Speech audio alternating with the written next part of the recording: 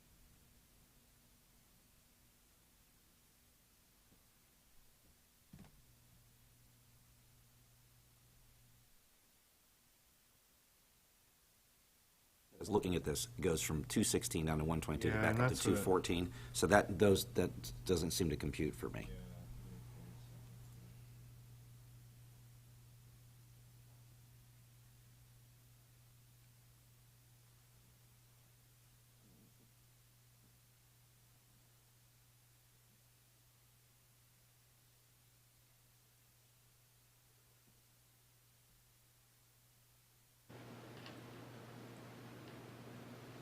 So that is an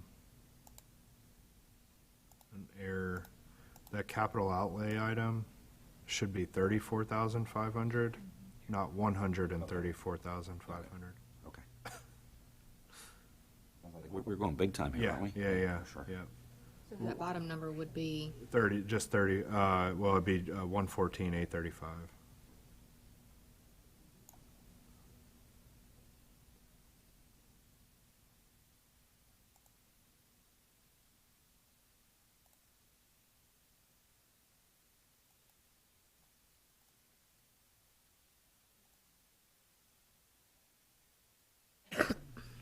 Kyle, Yes, ma'am.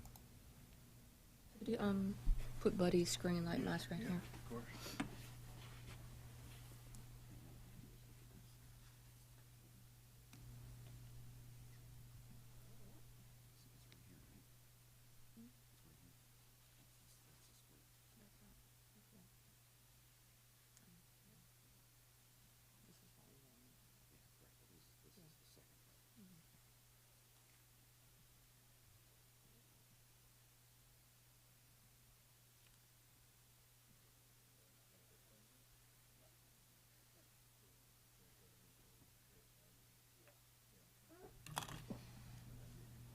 This is also here, right?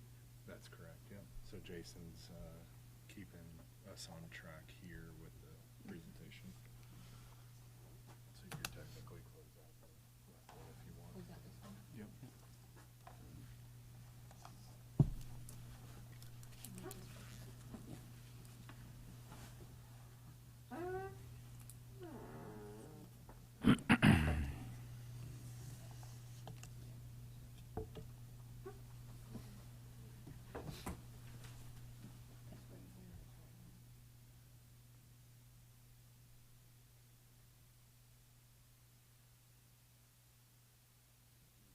Here, let me get this. There we go.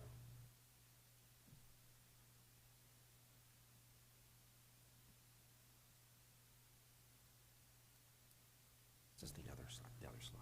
Okay, thank you.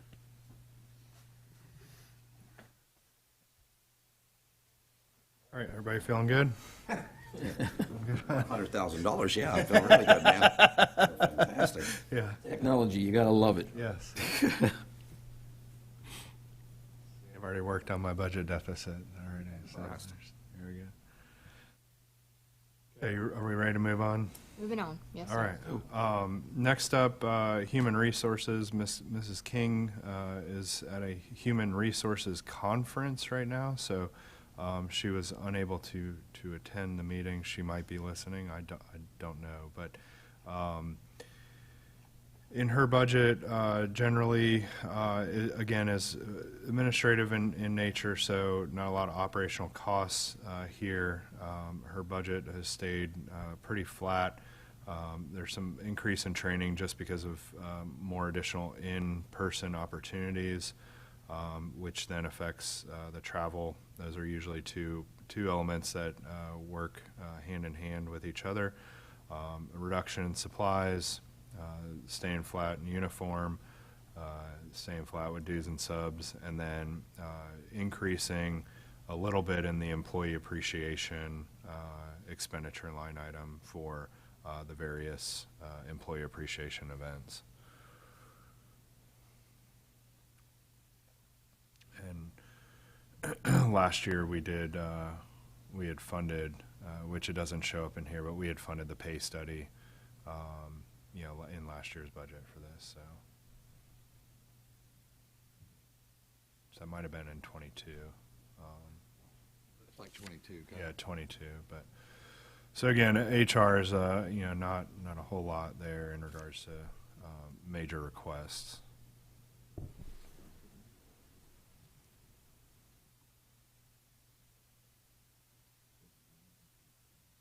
good? Any questions?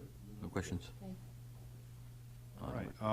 Well, I'm going to cover finance as well. Unfortunately, Ms. Moore was ill this morning and could not be here, but she'll come back and watch the video for any information, especially questions that may get asked that, if they're technical in finance terms, I may not be able to answer them, but we can certainly get answers. But again, finance is, administrative heavy, no real major changes. If there are adjustments, it's due to costs of services being provided.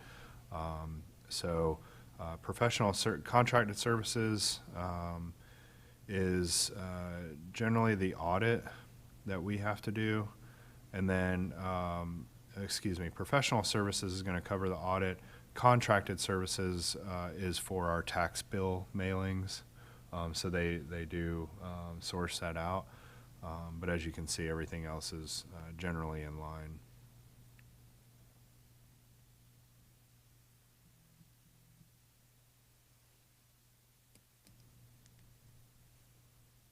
Any questions? Good. Okay. Well, I'm going to turn the mic over to Mr. Lingle in the IT department.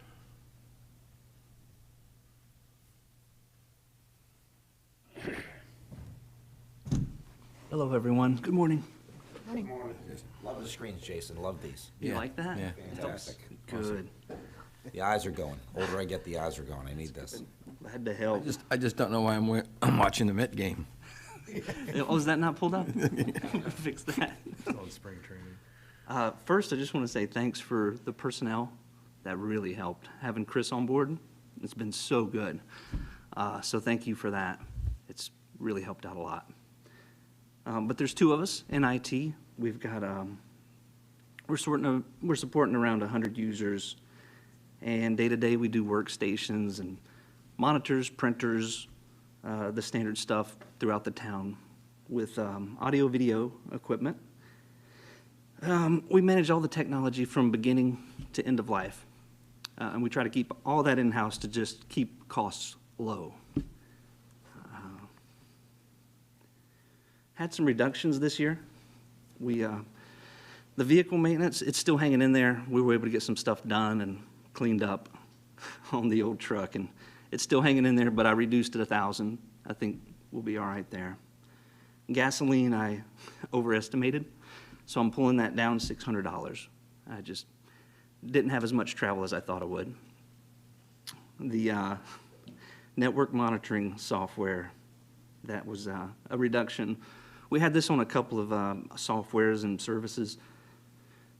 We put new devices in, and it costs more to actually do that, but then the ongoing costs are reduced. So we had $400 reduced on the networking, $1,700 reduced on remote management, and $1,900 reduced on the firewall, which should be good for 3 years. So it'll just be an ongoing cost. For hardware line, that's still the most costly line for IT. Most things fall within there. We have our standard 5-year schedule for replacing laptops across the town, or computers, that sort of thing, so they don't get too aged out and we start having failures and a lot of call-outs. So that's still in there, and that stays the same. We have an increase for to cover the mobile routers for the police department. There's some new police vehicles coming up that'll be on the next one, but to make sure they can get the connectivity they need, that's in there. Some new officers, they're going to need laptops, or MDTs, they call them, so that's covered in the budget. And we also have new laptops for council. If you choose to do that, we have, I was planning on replacing the laptops for a little larger screens and a little faster. We had a couple giving us issues, so if you want to do that, that number's in there. Looking at adding some wireless microphones for the council chambers, handhelds, lapels, and some drop-down mics to cover remote viewers being able to hear online a little bit better. We've got a wireless point-to-point project. I'm working with James Horn on that, and we're looking to add some additional point-to-point links, which is going to give us better network connectivity across the town. We have networking hardware. This is going to be for the municipal complex. It's a redundancy, so if we're set up and we have an emergency and the internet goes down, we'll be able to have a constant connection. Just gives us a backup redundancy. Licensing, we had some increases. Multimedia editing, Adobe products, things like that. We also have streaming software, which we've always had, and I just missed that on the last budget. So that allows us to stream these type of events. And we've also got a small increase in password management. And that's it. That's it for mine. If you have any questions. That's it. The $500 last year increase on telephone, so it's $500 last year, $2,900 this year, and that is going where? The 2,900? Telephone. That is the redundancy at the end there, the 2,400. And there is, one second. So 2,900 is 500 for the standard telephone coverage, which is my cell phone, and this mobile laptop for IT work. That monthly cost plus the monthly costs and getting the network connection here is falling under there. Top of rack redundant internet service, Jason, is the $2,400 Right. increase. That's it. That's your redundant internet service here. Correct. And just different verbiage, but same thing. Any other questions? I was just going to say the Bureau of Labor Statistics says that IT increases in a company at 5.1%, so you're only 1% off. So Oh. I think it's good. Awesome. Thank you. You're here. All right. Is that it? Jason? Thanks, Shane. All right. You're welcome. Thank you.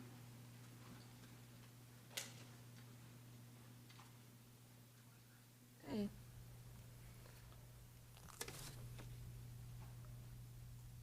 Next, we have Chief Voorhees with the Police Department.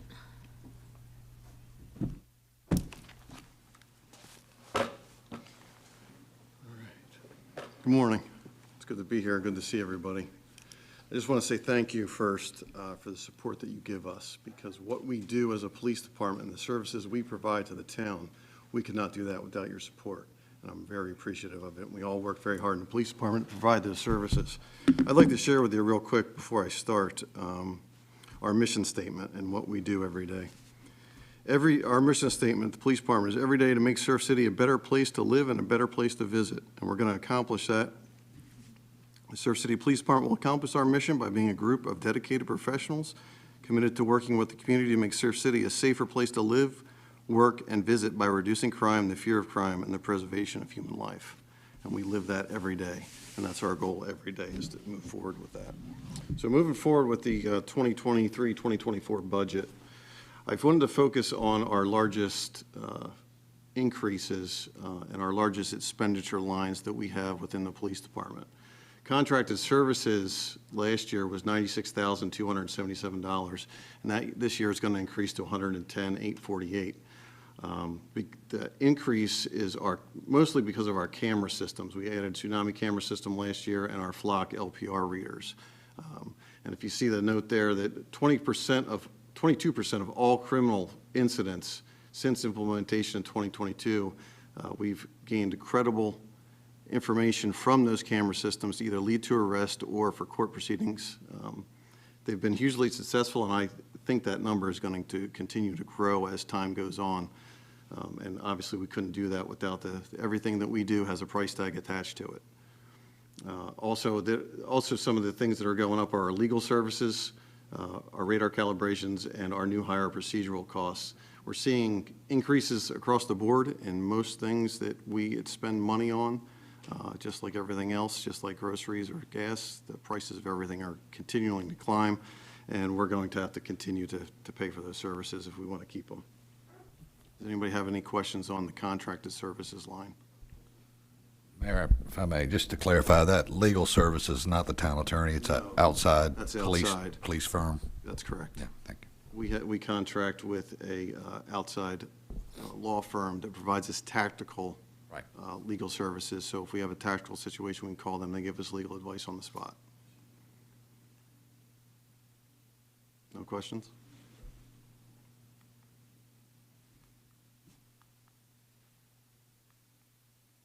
It's not advancing.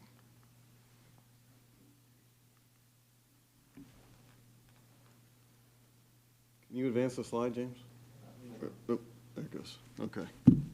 Sorry about that. I don't know what happened. Some of the other line items that show significant increases are gasoline line items. I requested $75,000 for 2023, 2024 over the $65,000 that was asked for last year. Depending on trends, that price could go up or it may go down. Well, that's something that I've discussed with Mr. Brewer, and we have to watch till the end of the fiscal year. The busier that we get and the more calls for service that we answer and the more miles we travel equates to more fuel burned. And obviously we have to pay for that fuel. Capital outlay vehicle, the vehicles that we have in the police department, I always tried to provide safe, reliable vehicles so that our operational readiness can be at a high percentage at all times. And that obviously comes at a price. This year, I'm requesting 3 new patrol vehicles with a complete upfit. Last year, we had spent it on 2 patrol vehicles, $95,000, and 3 this year will have a price tag of approximately $170,000. We saw a state contract price increase of 10% per vehicle, and our upfit equipment costs have increased by 12%. And also adding to that $170,000, we're replacing our K9 vehicle, which is an additional $8,000 for the specialized equipment that has to go into that vehicle, so we can put that vehicle on the road and keep our K9 officers safe and our K9 safe. Does anybody have any questions about the vehicles or the fuel?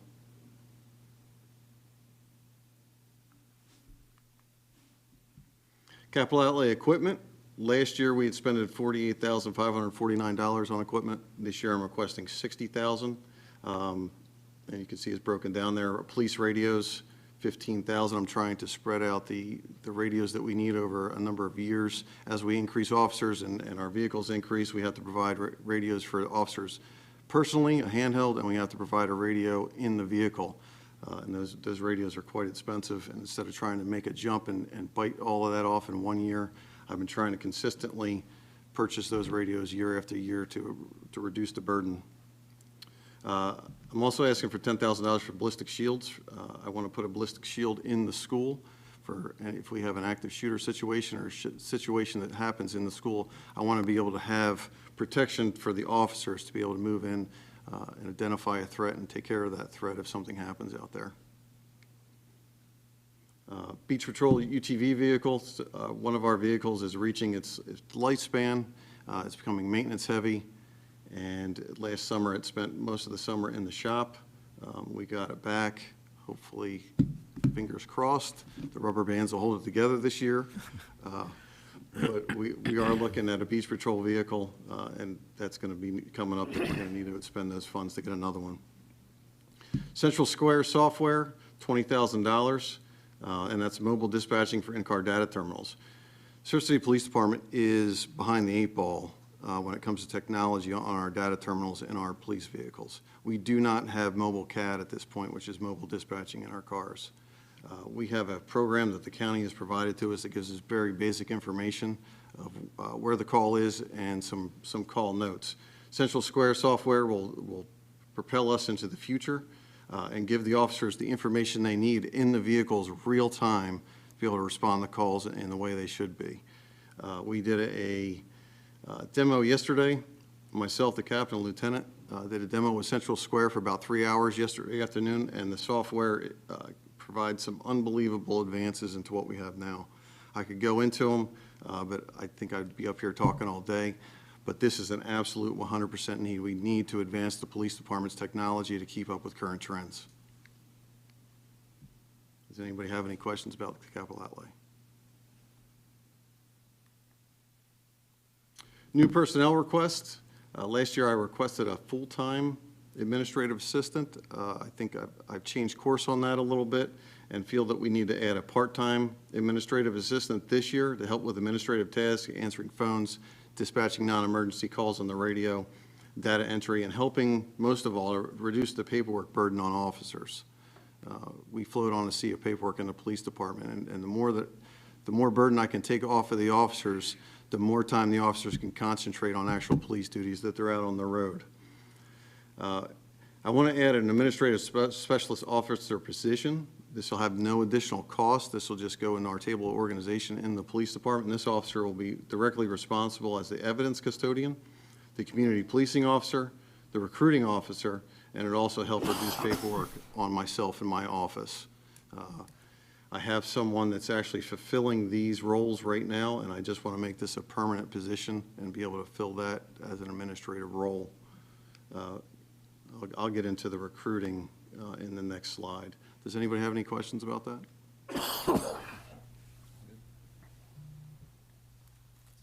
Recruiting this year, I'm asking for a $10,000 increase.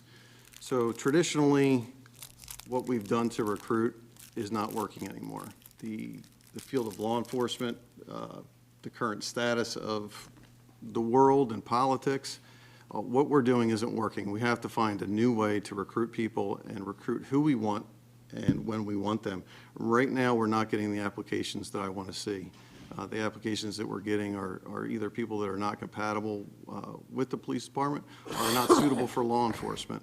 And we are having a problem filling our open positions. And we put a lot of work into looking at different solutions. One of them is pay, but there's also a lot of different solutions that we didn't talk about today that we're looking to implement. And part of that $10,000 is going to cover that. We want to follow the newest and best practices. We've already sent an officer to professional recruiter training so we can implement some of these, and the first step was increasing our pay. We want to adapt to the new generation because the kids that are out there and the young guys that are coming into law enforcement, they have a somewhat different mindset of what I may have or what some of the administration may have in the police department, and we need to somewhat cater to them and understand where they're coming from. And having a professional recruiting officer to be able to communicate with these kids is paramount. My goal is become and stay fully staffed at all times and have people want to come and work at Surf City. I think that we provide a great working environment, good pay, good benefits, and the more attractive we can make it, the better our recruiting efforts will be. Part of that $10,000, we're going to offer bonuses to lateral transfer from in-state, and there's a formula for how much that bonus can go up to. It's a maximum of $3,000, and the more specialized skills that a lateral transfer has, the higher that bonus will be. We also want to have recruiting aids that involves paperwork, flyers. We show have national advertisement and be able to reach out outside of what we've done before. We've somewhat frowned on going outside the state and pulling in officers from out of state. I was one in 2007, and we had one other since then. But we want to reach out and be able to recruit from out of state and pull in talent from other places besides just North Carolina. This is also going to involve travel for our recruiting officer. We want to go to job fairs and just really amplify our recruiting efforts and put forth that effort to bring in the most qualified applicants that we can to the police department. Does anybody have any questions about our recruiting or the efforts that we want to put forth to do that? Chief, can you just let them know about your thoughts on the cadet program as well? There was a lot of things that we wanted to do to advance recruiting, and one of those was a cadet program. Traditionally what we did was we only took applicants that were already law enforcement certified.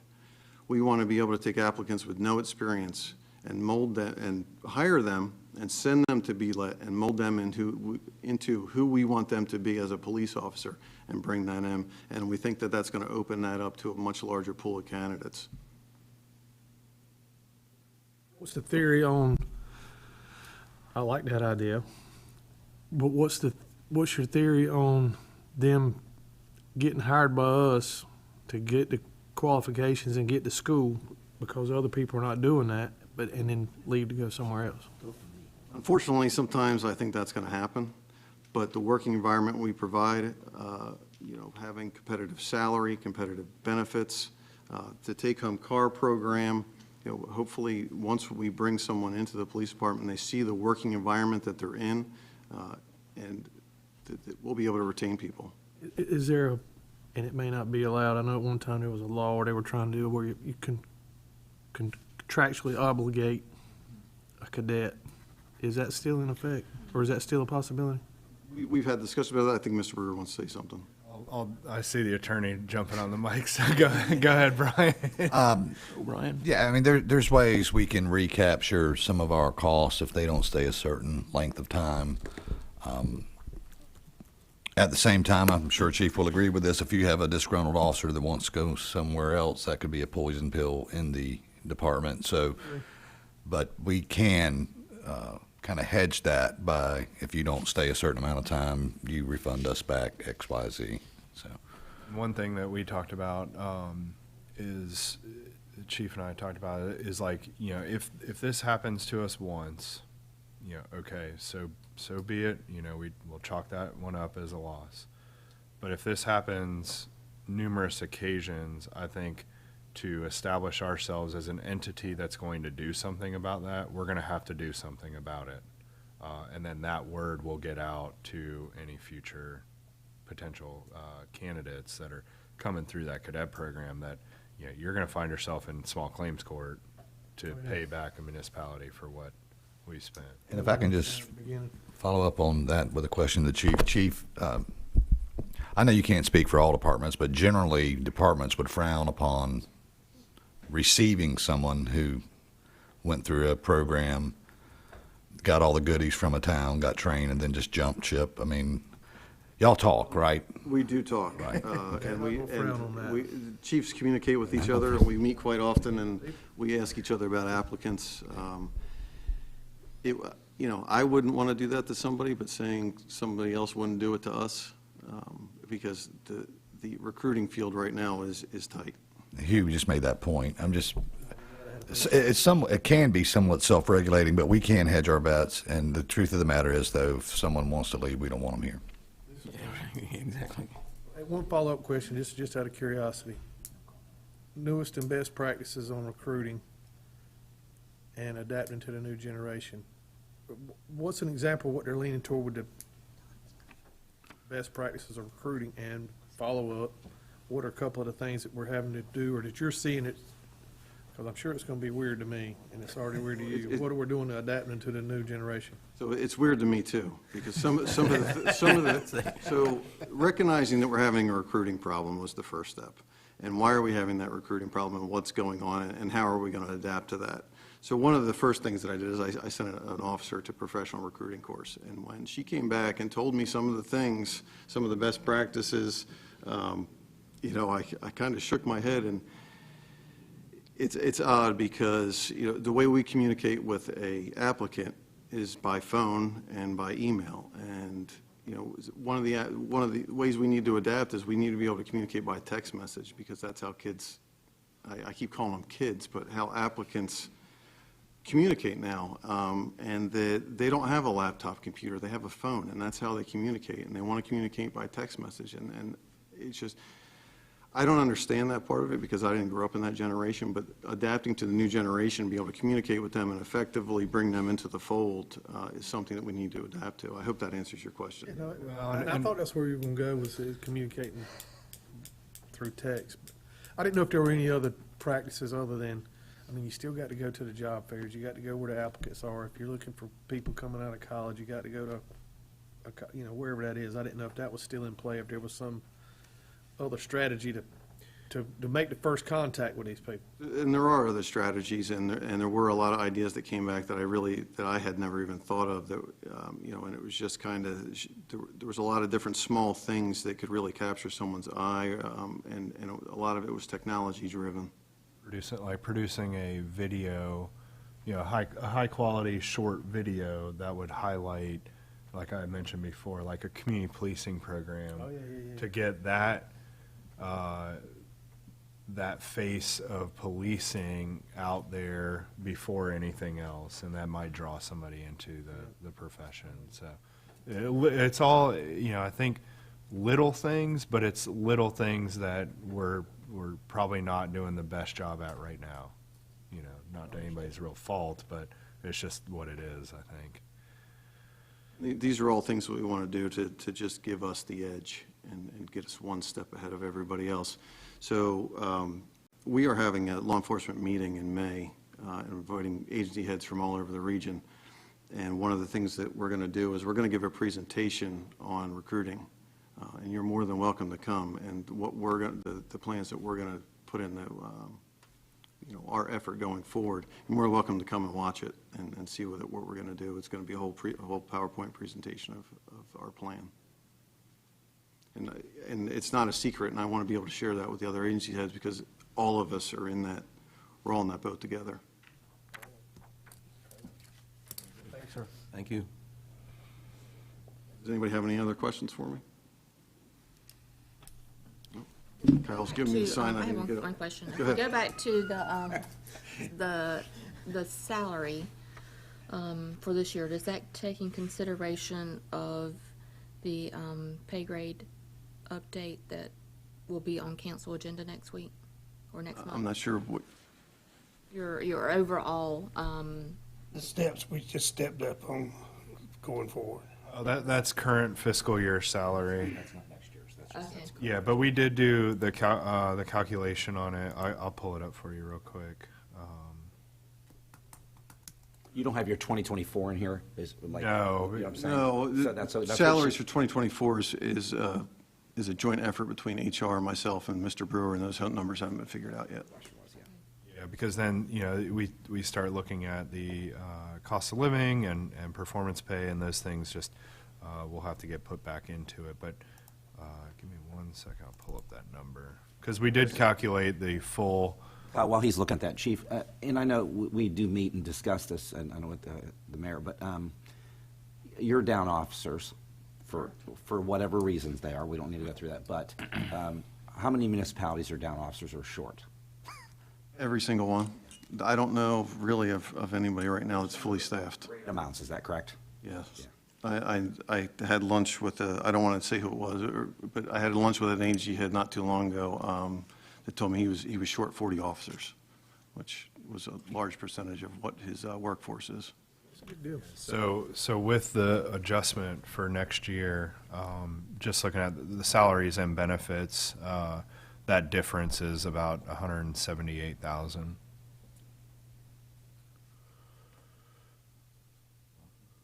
I think you're on the right track. All of our municipalities and state agencies and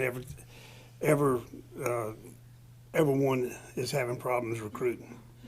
And it's what you do, and everybody looks at things a different way, and we got to approach it from some are visionary or visual learners, some are auditory learners, some is a combination of both. And now what you've seen and what's coming up is the text has got to be figured in there as well, and other new recruiting techniques that can come into play. And going to all of the old job fairs that I went to, and some that I'm sure you see the thing, it does help to have visual material there. It helps to auditorily be able to communicate some of this things, what's going on.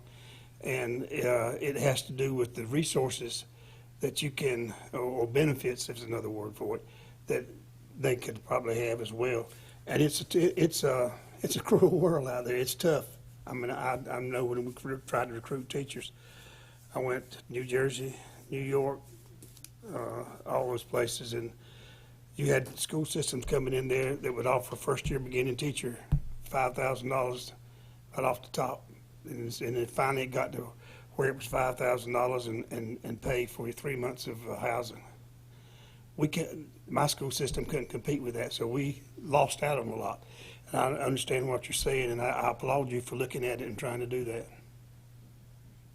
It's going to be an ongoing effort. I don't see the recruiting problem ending anytime soon. It'll always be a work in progress. I think that that is something that's going to be unilaterally. That's why, you know, I'm certainly going to push this because, you know, this affects Price, it affects Chief Wilson, it affects everybody. And unfortunately, in local government is not seemingly the most desirable place to start your career. But, you know, if we can learn something, we certainly will implement that. So. Other questions? All right, thank you. Thank you, Chief. Can I request like a 10-minute recess? You don't have to request it from me, Madam Mayor. You can't get any argument here. You make those decisions. That was no option. She was. Oh, yeah. I'm in recess regardless. Oh.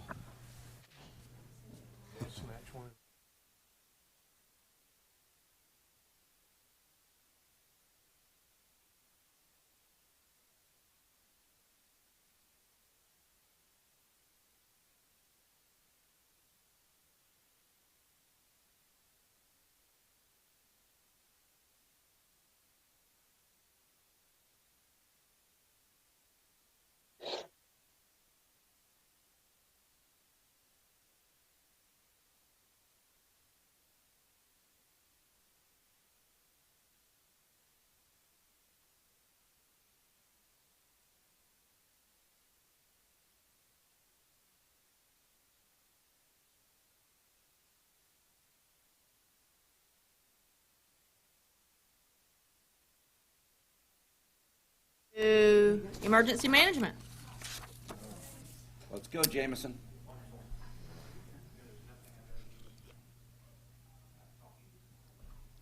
Just sit down, sit down, sit down.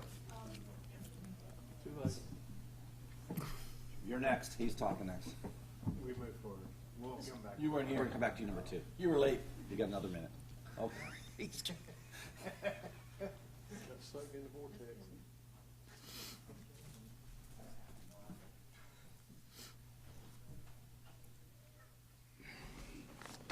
Good morning. Good morning. Hope everyone's doing well. Thank you for the opportunity to speak this morning.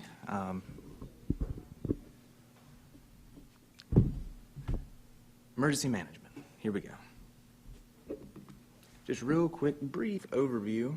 And Jason. Not working, Jason. Ah, there we go.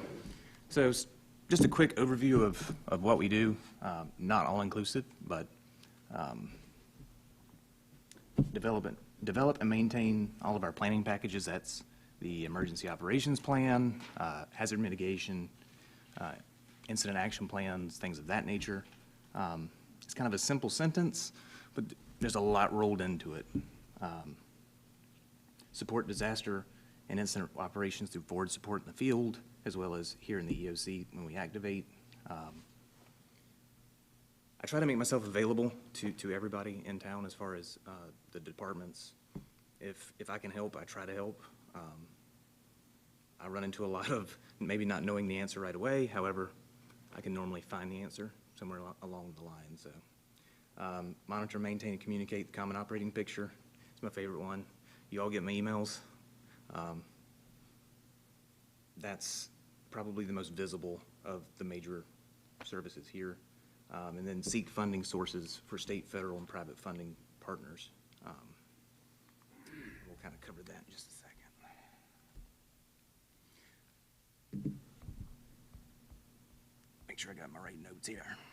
All right, so the big one here is we identified $120,000 in what they call orphan funds, right, in a FEMA project for Hurricane Florence, and it's not uncommon for that to happen when you have a $8 or $9 million federal project.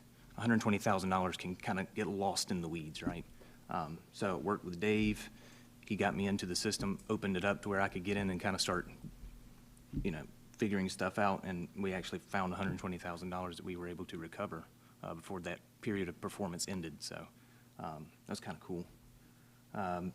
Much of the same ilk here, Hurricane Ian, we opened up 2 projects, so Category B, emergency protective measures, and Category Z, which is management costs. So essentially FEMA will reimburse you for the time you spend managing a public project or a PA project. So that was about $15,000. And lastly, we collaborated with admin and utilities quite heavily, and and other departments as well, to secure 2 grants totaling a little over $770,000 for the stormwater mitigation projects down on South Shore Drive. Those projects are moving along pretty good. So capital outlay and CIP, we'll start with capital outlay first. It's an oldie but a goodie. A replacement vehicle, that 2013 Ford Explorer's another year older and still there. Maintenance and reliability issues are, I mean, it's 10 years old. It was decommissioned. You know, it was a service vehicle before I got it, so we would like to replace that. Again, the drone project, the UAS project, that was last year's, on last year's budget request as well. You know, when we presented it then, it was really kind of narrowed into like disaster impact assessments and dune volumetrics and things of that nature. So in talking with other departments, we actually reimagined the concept of what that asset could do, because it can do a lot more than just that. So, you know, we identified, you know, asset and facility assessments, you know, spray fields, water tanks, whatever you need to see from the air, really. Promotional opportunities from tourism, you know, picture is worth 1,000 words. A picture at 400 feet is worth 1,000,000 words. So I didn't want to pigeonhole it again because there is a lot of opportunities for it. It wouldn't just sit in a box not to be used. I have a feeling it would probably get used quite a bit. Moving over into the capital projects. So the 700 megahertz radio system, we got the antennas installed. We're still waiting on the repeaters, but I've been assured that they're forthcoming.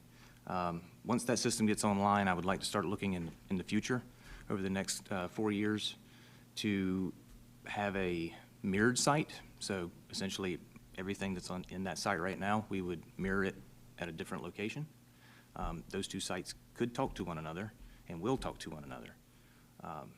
Serves a couple of purposes. Number one, it gives us an increase to our capacity.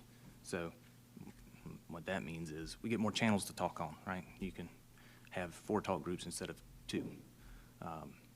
But on the other side of it is it provides a redundancy. So if one site goes down, yeah, your capacity is diminished 50%, but you still have another site somewhere else that hypothetically would still be up, and you could still function at least to a minimal degree, enough to get you through. And lastly is the radio cache. So all that is, you know, ever since Hurricane Matthew, I believe, was the first time, we have to seek out assets from other agencies when it comes to radios, because only police and fire have radios, and because they use them every day. But as you all know, hurricanes come, everyone's working together, so we always had to go out. Normally it was either to inland partners or straight through the state. You know, the state is more than willing to provide those assets to us, but it's not a certainty, it's not a surety. You know, it's first come, first serve. And, you know, even during, I believe it was Dorian, we requested a cache and we got it. And then we had to run up to Kinston to drop them off like shortly thereafter because the Outer Banks needed them because that's where the damage was. I think Fire Marshal Burton took them up there for us because they're like, if you're not using them, we really need them. I was like, well, you know, we're good. So anyway, I say all that to say this would get us 6 radios. It doesn't sound like a lot, but it's a start in the right direction. They'd be all banned, so we'd be able to communicate both internally as well as on any of the national interoperability channels as well, whether it be VHF, UHF, or 7 and 800. Having that organic capability, I think, would be really, really beneficial. and even for larger special events, you know. All right, again, another carryover from last year here. I am requesting a specialist position again. Former Councilman Torres really brought it up when he said, James, you're the single point of failure. Thank you.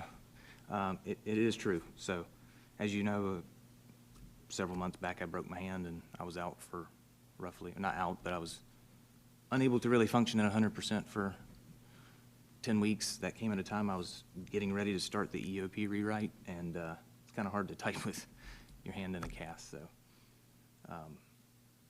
I would like to see some redundancy within the department. Increased public-facing programs. This is something I've really wanted to do, and I've struggled with it in the respect that, you know, disasters begin and end locally. That's kind of the motto in the discipline. I apply that down to the individual, like the person in our community and the household. The problem is, or not the problem, the challenge and the opportunity is engaging with them. I would really like to get more public-facing programs out there. The logistical challenge of that is it's very time-intensive, number one. There's a lot that goes in on the back end. For a 1 hour program, you have approximately 30 hours of build-up and support. And secondly, you kind of have to attack it in a multifaceted way. You know, I try to make sure that I'm looking at all the different angles, but I'm not going to see every angle every time. So having that ability would be helpful, and much to the same as the increased operational efficiency, both disaster and steady state. I mean, I'm one person. If I'm working on project A, project B goes, you know, unmet, so on and so forth. If I'm going too fast, just let me know. So increases and decreases. I didn't start with the decreases first. You know, I was able to cut the supply line by $100, and then our dues and subscriptions by $4,700. That was just moving away from either a service that we were using, so for incident management software, it didn't fit, so we're not going that way. I'm trying to find a better solution, but I haven't found one yet. On the increases, much like others, my training and travel did go up. They were zeroed last year.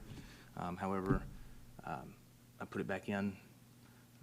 A lot of that is really around the development and the implementation of the risk management program. There's about 150 hours worth of training and a state certification that goes with it. That would be 1,250. 1,250, yeah, sorry. Not 12,000. How did that? Typo. It's right on the spreadsheet. Okay. Thank you. The telephone and postage is going up $600. Not a big increase there, but that does cover the satellite phone for the EOC, the minimum annual subscription on that. Printing is going up. That's kind of anticipatory in the hopes that we can move forward with some of our public-facing programs. There is some material that would need to be generated there. Gasoline went up only because the gas price tends to keep going up. Maintenance and repair, it's a big number, $7,400 there. As Jason brought up, we're looking at some enhanced networking opportunities throughout town, so providing some redundant kind of off-commercial solutions to getting sites connected and things of that nature. One of the components to that would be the installation of a networking and electrical cabinet out here at the tower, because you can't electrify the tower. Everything has to kind of be offset, so that accounts for some of that. The AM radio station, everyone knows we're back online with the AM radio. One of the big community kind of expectations with that is they want to hear NOAA, the weather service, and rightly so. We're giving it to them right now. We're not using the actual manufacturer recommended method for doing that. It's kind of held together with baling wire at the moment.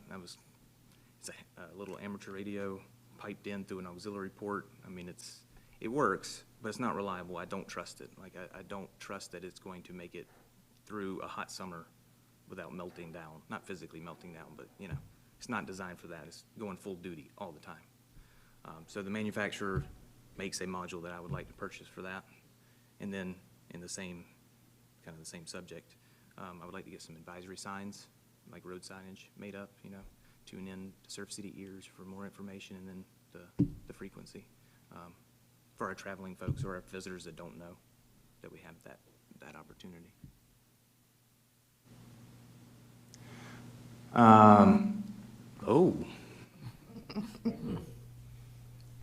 Finally, the big one, or the bottom there, you see EOC operation. So during Ian, we learned real quick that I can zero out my supply line pretty quick when we're getting ready for events and incidents like that. So I talked with Mr. Brewer there and at the time Dave, and said, well, let's make a line within my budget that covers EOC expenses exclusively, so when things are happening, we hit that line. It's not impacting the normal operational budget or operational supply line.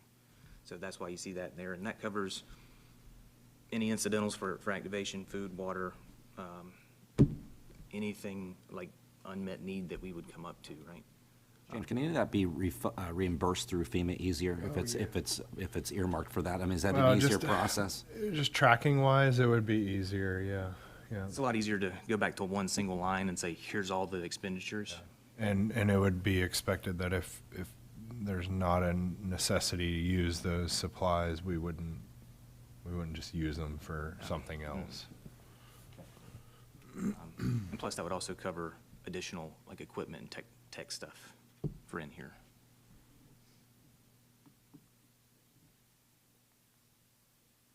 Question I have. Yes, sir. We know that if we have a hurricane or a major catastrophe, we have to do everything according to FEMA, to NIMS. And we now have people trained in 100, 200, 700, and 800. Am I correct?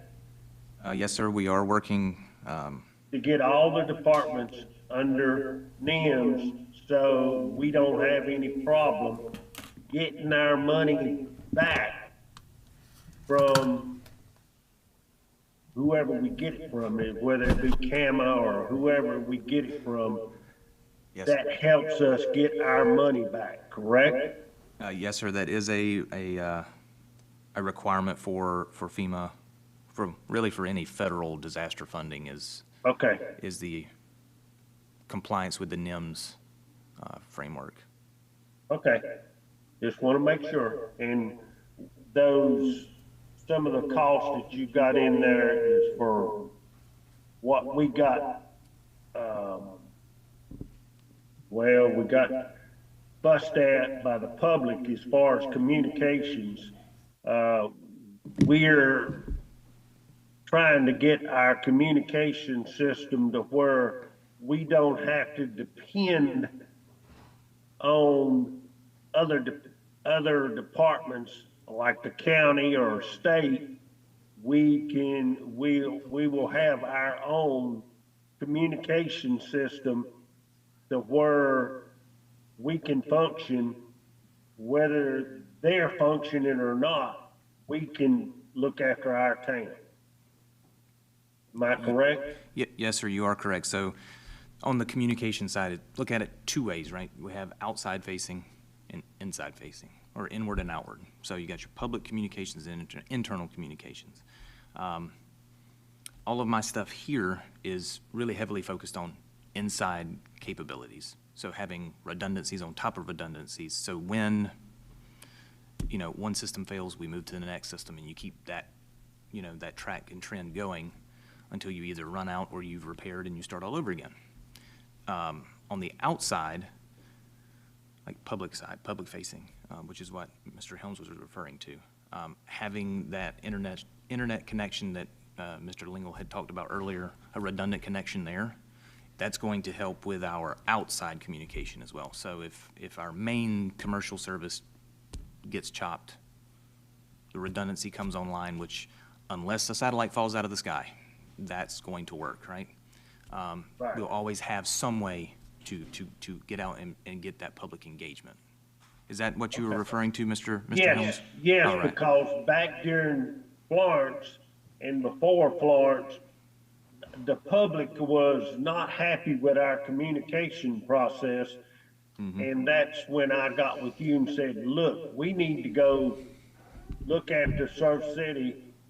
We don't know what they're gonna do at Powers, where they're gonna raise those, generators up to where they don't flood and we lose communication, cause during that time, we lost communication everywhere. Yes.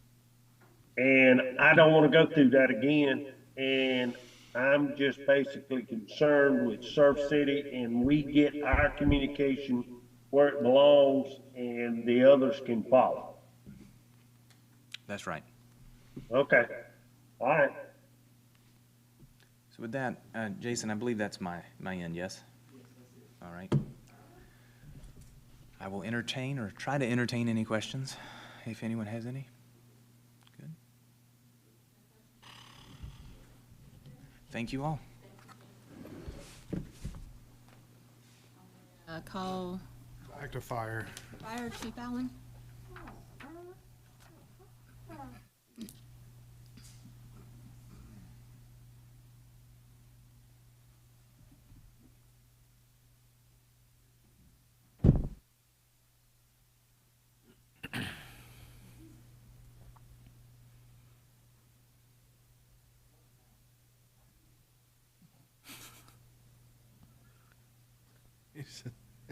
All right.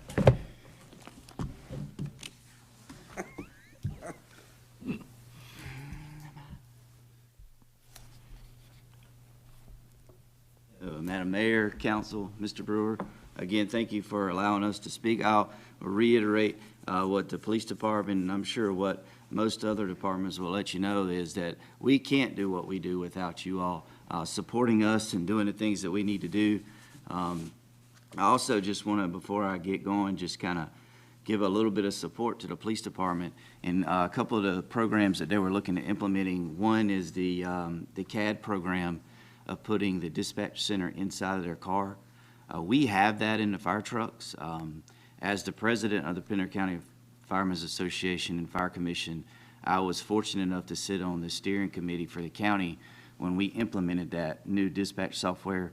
So we were able to get 3 of those units on the grant, and we have that system in the fire trucks, and it truly is a game changer between the current system that police department's using now to the new system. So it really does work well for us, and I think that even on the law enforcement side, it's probably going to work even better. So, and then also for the cadet program, the fire departments, especially in larger municipalities, use a similar system, and I went through one of those systems when I first got my first municipal fire department job, and really worked well for me. And I had to sign a contract I had to stay with the city of Winston-Salem for 5 years, or I owed them money. I don't remember what the amount was, but it was significant enough that I had to stay regardless. Now, I wanted to stay, but I did have to sign a contract. It worked really well for me. I mean, I couldn't have gone out and done everything that they wanted me to do without that. So it is a good program. The fire department also has a mission statement. I'll read it. The mission statement of Surf City Fire Department is to improve the quality of life and safety of the community by protecting life, property, and the environment through an all-hazard response on land and sea.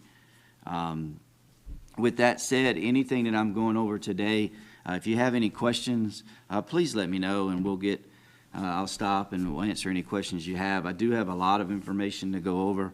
One of the things that we're seeing, just like everybody else, is just general increases in cost of goods and services. Thankfully, the operations side of our budget this year does see a small decrease of about 15%, but there is a large personnel requested increase, but most of that decrease is due to capital projects from this year. We're seeing about a 22% increase in the majority of our equipment and services that we are annually have to provide for every year. So you'll see that reflected in the budget. One of the things I did want to go over, the budget that's presented today, there are no service decreases. There are several increases in services. One is operational efficiency through phase one of ladder truck staffing proposal, as well as the training officer proposal for administrative support, as well as the ocean rescue staffing issues that we're running into. And then we also are looking at doing an electronic plan review process with the fire marshal's office. So those are some of the service increases that we're looking at for this year. Moving right on into the personnel request. The fire department right now is in critical need for some administrative assistance. Currently, the fire department only has 2 full-time administrative personnel who also oversee various operational programs. You know, the fire department in itself is much different than some of the other departments in the town, as we cover 42 square miles of county district, as well as the Surf City district, Surf City town limits, as well as 6 miles of beach strand. You know, we have 55 plus personnel within the fire department. That's 21 career staff, 18 part-time staff, 16 volunteers, and various seasonal members for the ocean rescue swimmers in the summertime. And we manage about $9 million in assets, 5 buildings, 13 apparatus, 2 ATVs, boat, etc., and about $3 million in budgeted funds. And many admin duties within the fire department are divided up between our suppression staff because there's just not enough people to handle all of that administrative duties. But this model is not very efficient practice because the community continues to grow at such a rapid rate. You know, currently, even our training officer is also a shift lieutenant, and he has several other duties, but he should be focusing on maintaining a constant state of readiness for his crew on the island instead of really trying to manage an administrative function. We are trying a new system to divide these responsibilities even more, but it's just going to continue to be fragmented until we can assign these responsibilities to one individual. The fire department relies heavily on training, not only because it's a requirement, but it's what we need to do to ensure our personnel are ready and able to save lives in our community. This past year, our members attended over 5,000 classes while logging over 9,500 hours of training.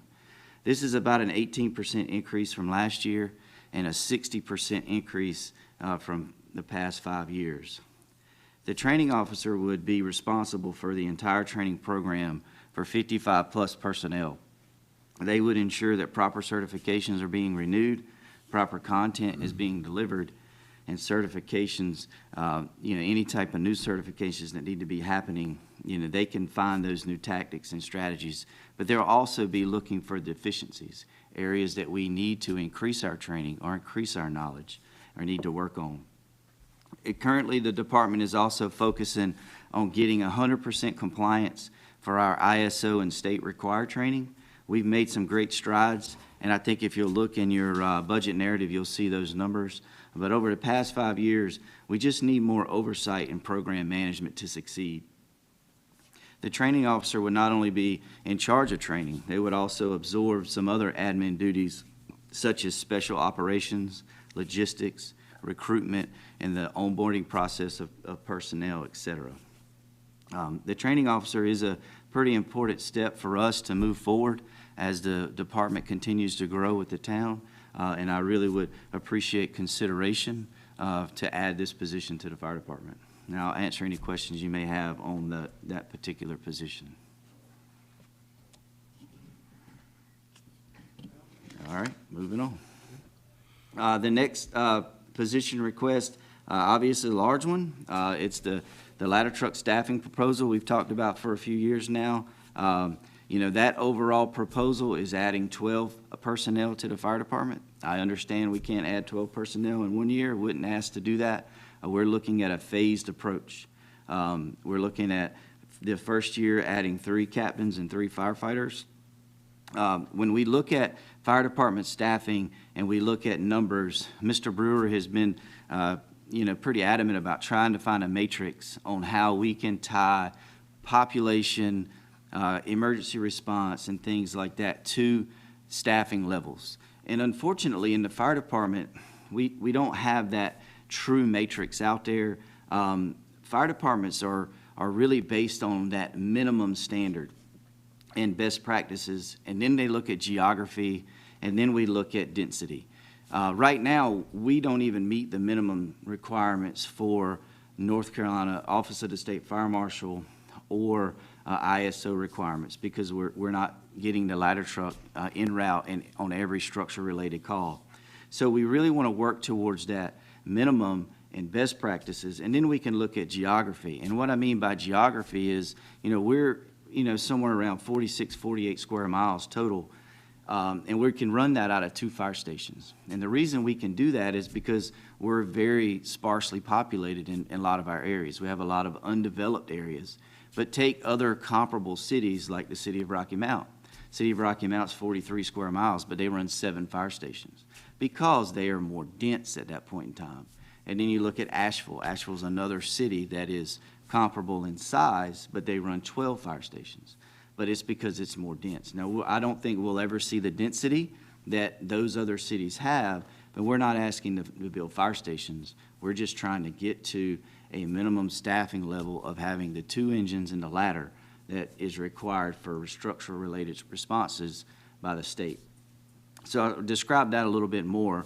ISO, which is our insurance services organization that basically certifies our fire department and provides us with our insurance grading.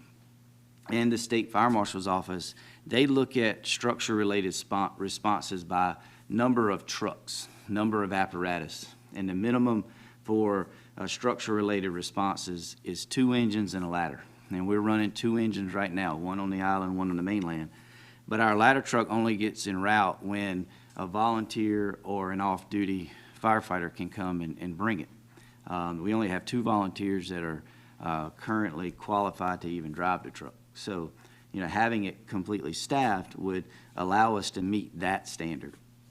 The National Fire Protection Association. Alan, does that include Councilman Helms? That does. Okay. Yeah. It's him and one of our, so Councilman Helms and one of our other, he used to be a career firefighter. He's now a volunteer. Y'all know him, Noah Hopper. He's our other volunteer that's qualified to drive the ladder truck. And can they be cross-trained to operate the ladder truck? As far as our other volunteers, they can. It's just a matter of going through the process. The majority of our volunteers today are already retired from other careers, and it's just a matter of putting in the time to go through the process to get qualified on our rescue and our tanker, and then the engines, and then the ladder.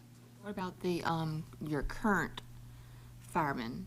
Are they Yes. cross-trained? They are, yes, So ma'am. they can. Yes, ma'am. Every fireman that is a permanent employee is cross-trained to work the ladder truck. There is a process to bring all of our firefighters to that. Again, some come to us with no driving experience, so we have to go through the process. We start them out on the engine, get them qualified to drive the engine, and then they move right on to getting qualified to drive the ladder. Not all of our full-time staff are qualified to drive the ladder just because they're still in that learning process. How many would you say can drive it? Out of our 21 full-time staff, over half for sure. I'd say there's probably only maybe a half a dozen that aren't qualified yet. And then when we look at the National Fire Protection Association, they look at people. They don't necessarily look at trucks. They look at people when they define their minimum staffing requirements. And they look at an adequate firefighting force on a minimum first alarm, and that's who gets dispatched first, of 17 people for a single-family residence. Now, that's just a house, That's not commercial, that's not apartments. When you look at commercial buildings or apartment complexes, they require 28 people. Right now, we have 6 people minimum staffing. If it's during the day in a perfect world, we have 9, because we'll have myself, Chief Hobbs, and Fire Marshal Burton. So then when we look at what we get from Pender EMS and Fire from our mutual aid companies, we're getting 3 from Pender, we're gonna get 2 from North Topsail Beach, 2 from Topsail Beach. Holly Ridge is still volunteers, so we really don't know what we're gonna get from Holly Ridge on a day-to-day basis. So that's, in a perfect world, we're getting, 13 to 16 people. So we're still not even meeting, including our mutual aid partners, what the minimum personnel requirements are from the National Fire Protection Association. So that's just the minimum parts. But then when we look at just like overall workload, the community that we live in, and I know you're not immune to seeing the growth, but we've witnessed unprecedented growth since the last time we've added any operational staff. Our emergency call response just this past year has increased 14%. But in the last 5 years, we've increased emergency responses 89% with no additional staffing to handle that workload. Not only have our emergency responses increased, but our non-emergency, or what we call non-suppression activities like inspections, public education programs, training, they've all increased as well. Fire code inspections over the past 5 years have increased 45%. Public education programs have increased 60%. We've already talked about training requirements. They've increased 60%, mostly due to adding personnel, volunteers, adding, the USLA ocean rescue training requirements. Beach strand contacts. When we first started our ocean rescue roaming program, having 2 people on the beach full-time, not this past year, but the year before, we started to collect the data on how many people we talked to and contact on the beach. Just in 1 year, that has increased 45%. And I see that increasing even more next year. Hydrant maintenance. With all the building and neighborhoods, we've increased just the hydrants in our city 130 over the past 5 years. And we have to go to those hydrants every year. Every year we have to go to every hydrant, test that hydrant, inspect it, but we also have to flow test it by testing the pressures every 3 to 5 years. How many hydrants do we have? Total right now, over 500. Right at 500, over 500. I can pull that number up. You're inspecting each one of those every year? Yes, and that's the city hydrants, including about 60 hydrants in the county, but the majority of those are in the city. And we have to go to each one of them every year. Building pre-plans are the same thing. We have to go to each commercial building every year. We've gained approximately 80 new commercial buildings over the past 5 years, and this includes several large buildings like Publix, Tractor Supply, the Animal Hospital, and not to mention the school is a huge building for us that we've added since the last time we've added personnel. New homes and population, obviously, we've added roughly about 1,000 residential units, and the population that goes with that, it really just drives overall demand for our personnel to go out, whether it's non-emergency or emergency operations. One of the other areas that we want to talk about is call overlap. Call overlap is a situation where we have multiple emergencies happening at one time. We see about a steady 14 to 15% of our calls every year that happen at the same time. So what that means is either A, we don't have any other emergency response vehicles available for another emergency, or we're having to leave an emergency early to go handle another one, or we're relying on our mutual aid companies to come in and assist, which is not a problem. That's what they're here for, but they're 10 to 15 minutes away versus just a few minutes away when we can handle it inside with our own personnel. We haven't seen much of an increase, although call numbers increase every year, and that percentages, it just goes up. But if we look at it from a 5-year standpoint, we've increased call overlap 136%. And then we talk about mutual aid.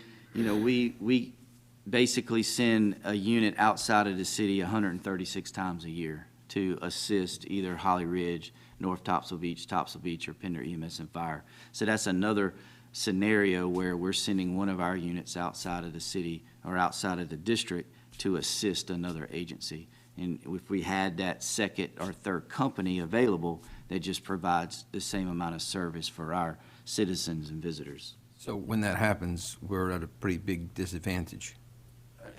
We could be at a pretty As of right now, because if we send somebody out, if we have call overlap or we're sending somebody on a mutual aid call, then we only have one unit in the city. I mean, that's the same thing even when we're doing training. If we have a unit out of service for whatever type of training, whether they're going to the pool to train for ocean rescue or whether they're working in the training building out back, you know, obviously they can get back in service, but it's not at the same state of readiness. Always a time element. Yep. Which could be very crucial at particular Correct. Yeah, situations. seconds matter in our world. You know, one of the things that we can look at too by adding an additional company within the fire department is, you know, what we talk about minimum staffing versus overstaffing. One of the things that we do right now is we have a minimum staffing of 6. So there's always 6 people working in the fire station at any one time. So anytime somebody wants a day off or they want to go training or they call in sick, we have to hire somebody back, either overtime or part-time, to fill that spot because our minimum staffing is 6. Just in 2022, you know, our personnel worked over 55,000 hours, but they took 6,854 hours of leave. And if we look at just that leave time, based that on a average $25 an hour payout, you know, that's $171,000 that we're paying out. Yes, sir. You mentioned overtime. Let's talk about this for a second. How much overtime are you paying out in your department? So our schedule has built-in overtime. And what I mean by that is, you know, a normal 40-hour employee works 40 hours a week, but over a year's time, that's 2,080 hours. Police department, their officers work about 2,180 hours. Well, firefighters work 2,904 hours. So because of sleeping there and staying there full-time. It's the 24-hour shift. Right, got it. And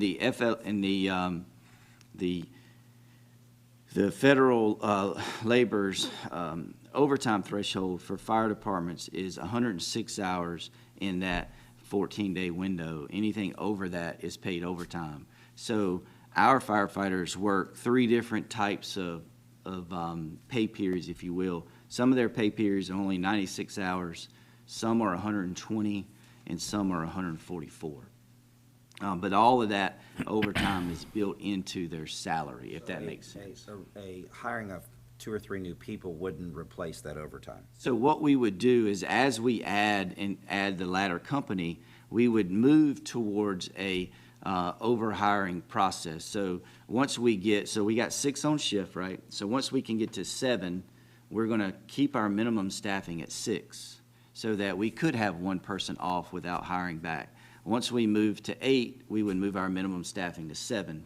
I'd like to know the numbers on that because, I mean, you're very compelling with what you're saying. It just seems like, it would seem to me as that an overtime, the amount of money you're paying in overtime would well compensate for an employee or 2 or whatever it is. I'm interested on those numbers. Yeah. And one of the things that we look at is once you can get to that overstaffing standpoint to where you're at least have more people on schedule than you have minimum staffing, then you can start to really cull that overtime down. Now, our overtime numbers are going to be a little skewed because we also have the ocean rescue program, which a lot of our firefighters have to work that program because we don't have as many, you know, just seasonal swimmers. But I can get you some true numbers of additional shifts. I would be interested in that because that's like a no-brainer. Yeah. I mean, So if one offsets the other. There's a lot of factors that go into it, like Chief is saying. Yeah, correct. I think on the on the cusp, you would say, okay, let's apply that overtime, and we could deduct that from what a new person would cost. And hey, we might be in the gain, but it's the details that follow it. And This might be the same thing, but, okay, so you have a minimum of 6. In a perfect world, what's the actual amount that would be good to have at the firehouse at all the time? Would it be Don't 8? ask him that, he's gonna tell you. I'm asking that because, Seriously. if you've got 6 and all of a sudden one of these individuals gets sick while he's there, now you're down to 5, now you get a call, and Well, now, that's why Burton and Chief have to go fight fires then. okay. No, I get what I'm you're saying, asking Joe. him the question. not you. So So what would be we the- maintain 6 as best we can. Obviously, if somebody leaves early because they're sick or they call in, it may be a few hours before we can get somebody to come in, and maybe we don't get somebody that day and we're down to 5. It's unfortunate, and it's not where we want to be, because when we look, oh, go ahead. Okay, sorry. So what would be the perfect number? So 6 is the number you're dealing with, but is it 8? Is it 6? Is it 7? I mean, So when you look at industry best practices, they look at 4 people on a truck. We're still at 3, and that's okay. We can make do with that. However, when we look at operations on the fire ground, because that's really what we build everything for, everything's done in tandem, right? You work in teams on the fire ground. So if you look at your first arriving unit, that one person's going to stay at that truck and operate the truck, right? So then you have somebody that's in command, and then you have one other firefighter to start the process of getting things together. And then your second unit comes in. Hopefully you don't need that truck to pump lines or anything like that. So then you can utilize those 3 personnel to meet with that other firefighter, and then you have 2 teams of 2. and you call them up as the call progresses. And then the same thing, so when the next unit arrives, you utilize those people. What we're trying to get to is a minimum staffing of 9, so that we have minimum staffing of 3 per apparatus. That's what our goal is right now. That would help us meet the ISO and Fire Marshal's Office requirements. Alan, the math doesn't compute to me. You gotta help me out here. So if what you're saying you wanna go to 4, I'm just saying is right, you would need, if you wanted to go to 4 per thing, you'd need to hire 4 more. You're saying 9 more. So we're trying to get to a minimum staffing of 9 on shift. We're at a minimum staffing of 6. He's talking We about have 3 shifts. Not 10. It would seem like you would need 10, right? But So to stay at an overstaffing standpoint, yes, we need to go to 10 so that we have at least one person off without having to hire back. got it. Okay. Okay, so if you had that many in the firehouse and nothing was happening, there's always stuff for these guys to do. Yes, sir. All of There's our always plenty of- non-emergency activities, our pre-plans, our hydrant maintenance and inspection. Even Fire Marshal Burton can't handle all of the code inspections that happen every year. We have company-level inspections. We have inspectors on every shift, and then we have several other firefighters that are continuing to get that inspection certification, so they can do those inspections as well. We have public education programs. There's tons of things that are going on from a daily basis. They would keep busy. Yes, It and wouldn't be like you're you just know, hanging and- out. And what we're really trying to, so this is a multifaceted program, right? One thing is we want to get to some minimum standards and recommendations from NFPA, but we are also looking at overall burnout. The workload in the fire department over the past 5 years has increased significantly, and we haven't increased any of the staffing to share that load. And what we're really worried about at this point in time is burnout, fatigue, mental stress, physical stress. Our employees, our firefighters are the backbone of our operation. Without them, I have nothing, right? They're the ones that are out there, running the emergencies, doing the medical calls, doing the ocean rescue, fighting the fires, and they're the people that we need to be taking care of. When we look at the overall health and wellness of our employees, that should be our number one goal. And I fear that if we continue down this path without getting any help, we're going to see some major burnout. We've had, I've already told you, we work 2,904 hours, which is 800 more hours than a normal 40-hour-a-week person. But we've had people this past year work over 3,000 hours, including their leave time. Like, that doesn't include their leave time, right? Most of our people are going to take, 50, 100 hours of leave every year, but they're still working over 3,000 hours. We had one employee work over 3,400 hours, and that's going to lead to some significant health issues. If it hasn't already. Correct. Yeah. So that's a big thing for us. You mentioned something that it ties into what Jeremy was saying and Mr. Koloski here as well. It's a complex situation in the fire department, as it is in the police department. But at the same time, we sometimes, I think, may mention what's recommendations from the state. That's correct. And recommendations from other thing. That's correct. As requirements, and they're not requirements, they're recommendations. But we need to look at our own house and figure out what's best for us moving forward and do the reshuffling and rescheduling in that. And to Mr. Shugarts' point of view, if it's more conducive for us and more beneficial to us and our firemen to hire more positions and take care of that and cut down on overtime, which is a good point there. That's something we need to do. But I don't think we need to get, I think where we are muddying the lines up is what's a recommendation and what is said as requirements. There's two different things there. Correct. But if it's a recommendation, we can modify that and mold that to what we want. If it's a requirement, then we have to meet that requirement per state guidelines. That's correct. So, And many of those requirements are tied to our ISO rating. so I'll bring it back and put it on your table again. Mm-hmm. This has to do with your structure and how you see the fire department, and how you want the fire department to work, to recommend to the manager to bring to us. That's correct. Okay. Any other questions on that process? Okay, just moving to one other personnel-related issue is our ocean rescue staff. We asked last year to increase, we have one team on the beach during the day. We'd like to increase that to 2. It's just a matter of if we fund it for next year, it'll start in July and then allow us to not only have one team roaming the beach, but also have 2 teams roaming the beach. So we would like to make that increase this year as well. How many miles of beach do they, About 6 miles. 6 miles? So there's 2 people that do 6 miles back and forth? Well, they stay together, so they're together on one ATV. Yeah, but Now- so they've got to be the eyes and ears of 6 miles. That's which correct. doesn't really seem like a lot, but with the amount of population that is in the water and on the beach every summer, I think what you're asking for is probably well Yeah, needed. we have a beach patrol. Yeah, I was going to say, we've been trying over the last couple of years to coordinate the beach patrol and the ocean rescue program. Not that they do the same thing by any means, but beach patrol needs to be an asset for ocean rescue. It's an extra set of eyes, basically. Yeah, it's Okay. just the way that our beach patrol program is structured. Those are interns working, and they're not to the level of training like if Chief put out 2 of his patrol officers that were on the ATV. So, but there is two separate groups, but Okay. they do generally somewhat work together. So. And at the beginning of the year, we generally try to get their beach patrol and our folks together and Yeah. do a little bit of training together and at least let them know how to contact us if they see things. I take that back. No, I'm only kidding. Any other questions on any of the staffing proposals for the fire department? Okay, moving into some of the capital projects.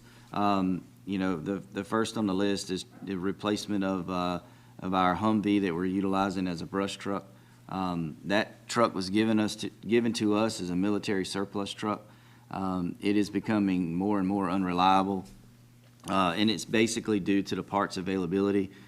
Even the National Guard doesn't use that vehicle anymore, so they were the ones that were helping us repair and service that unit, but now the parts are just unavailable. They were even having to take parts off of old ones for us and even fabricate some things for us from time to time.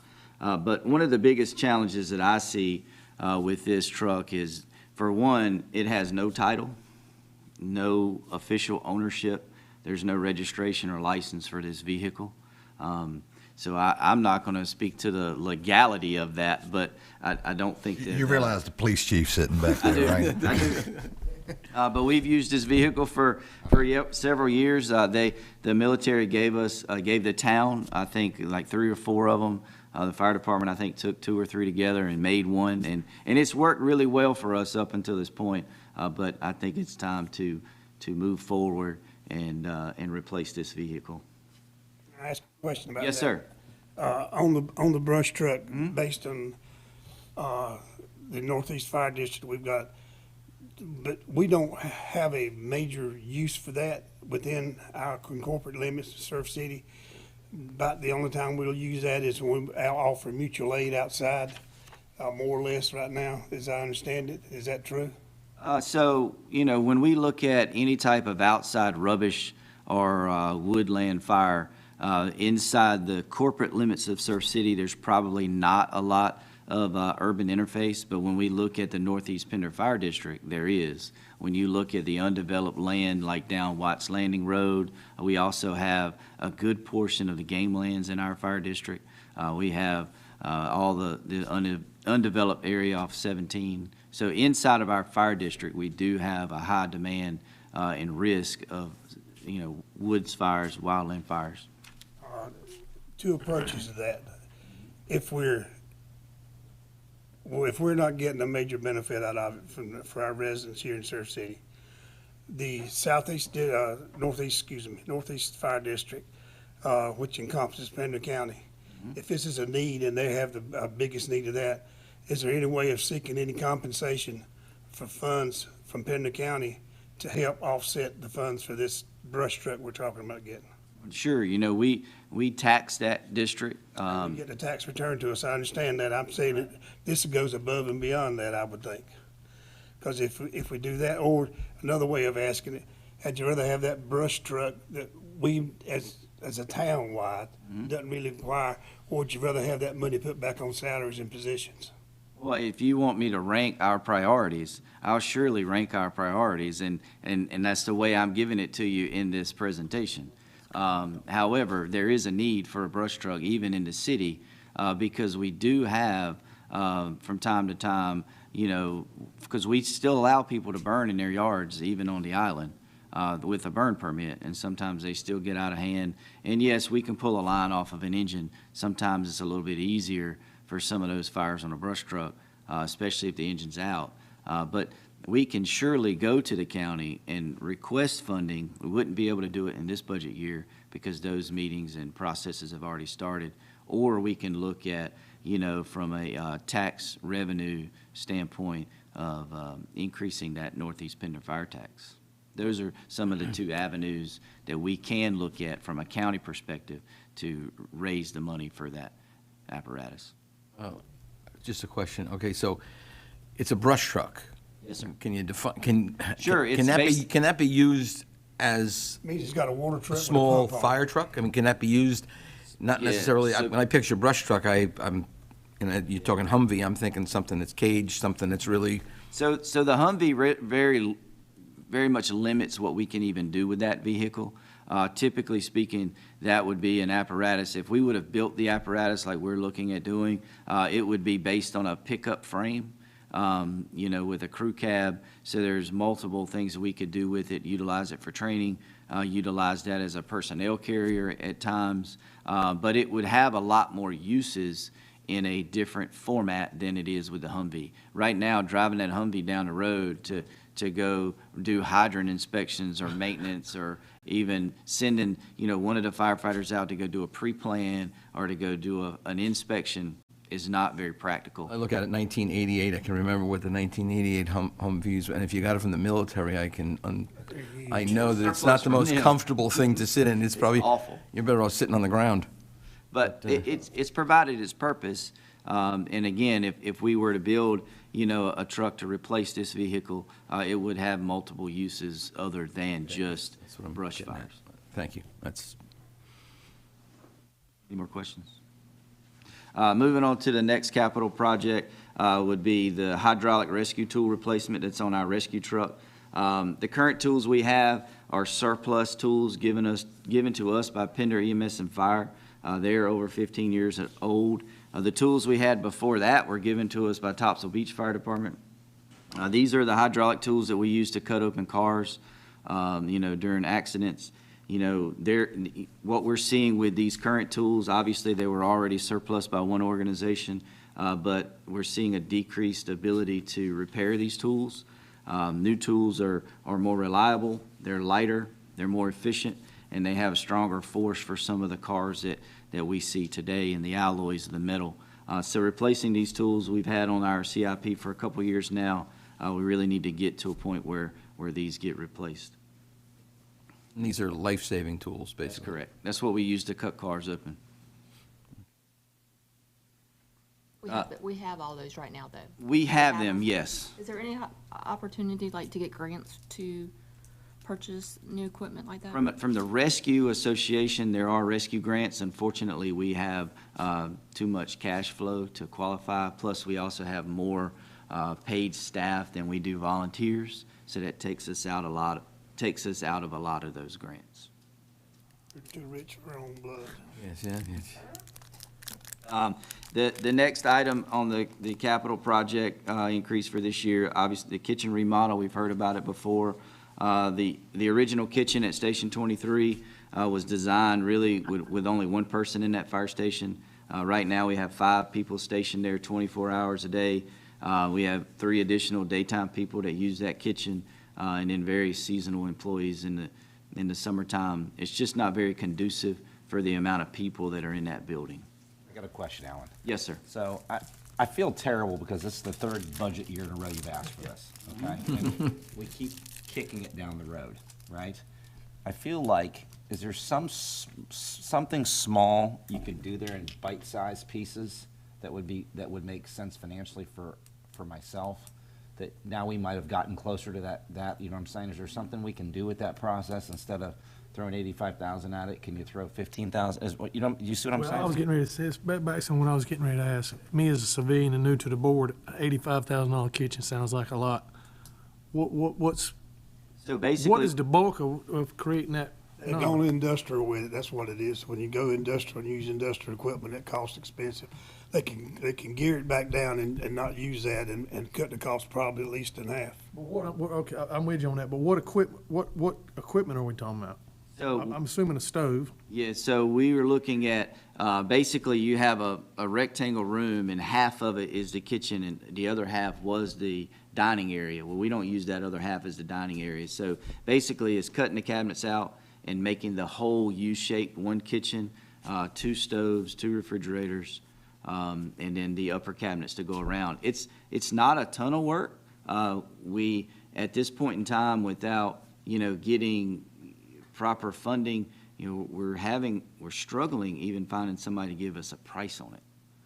It's like a ton of work, though, is what I'm getting at. Like I said, it may be because of my lack of knowledge on how this operates. And one of the issues we're gonna have is we're gonna have to cut the floor out some because the sink and the water is coming through the middle like an island, and we want it back on the wall because we don't need that in the middle of the floor.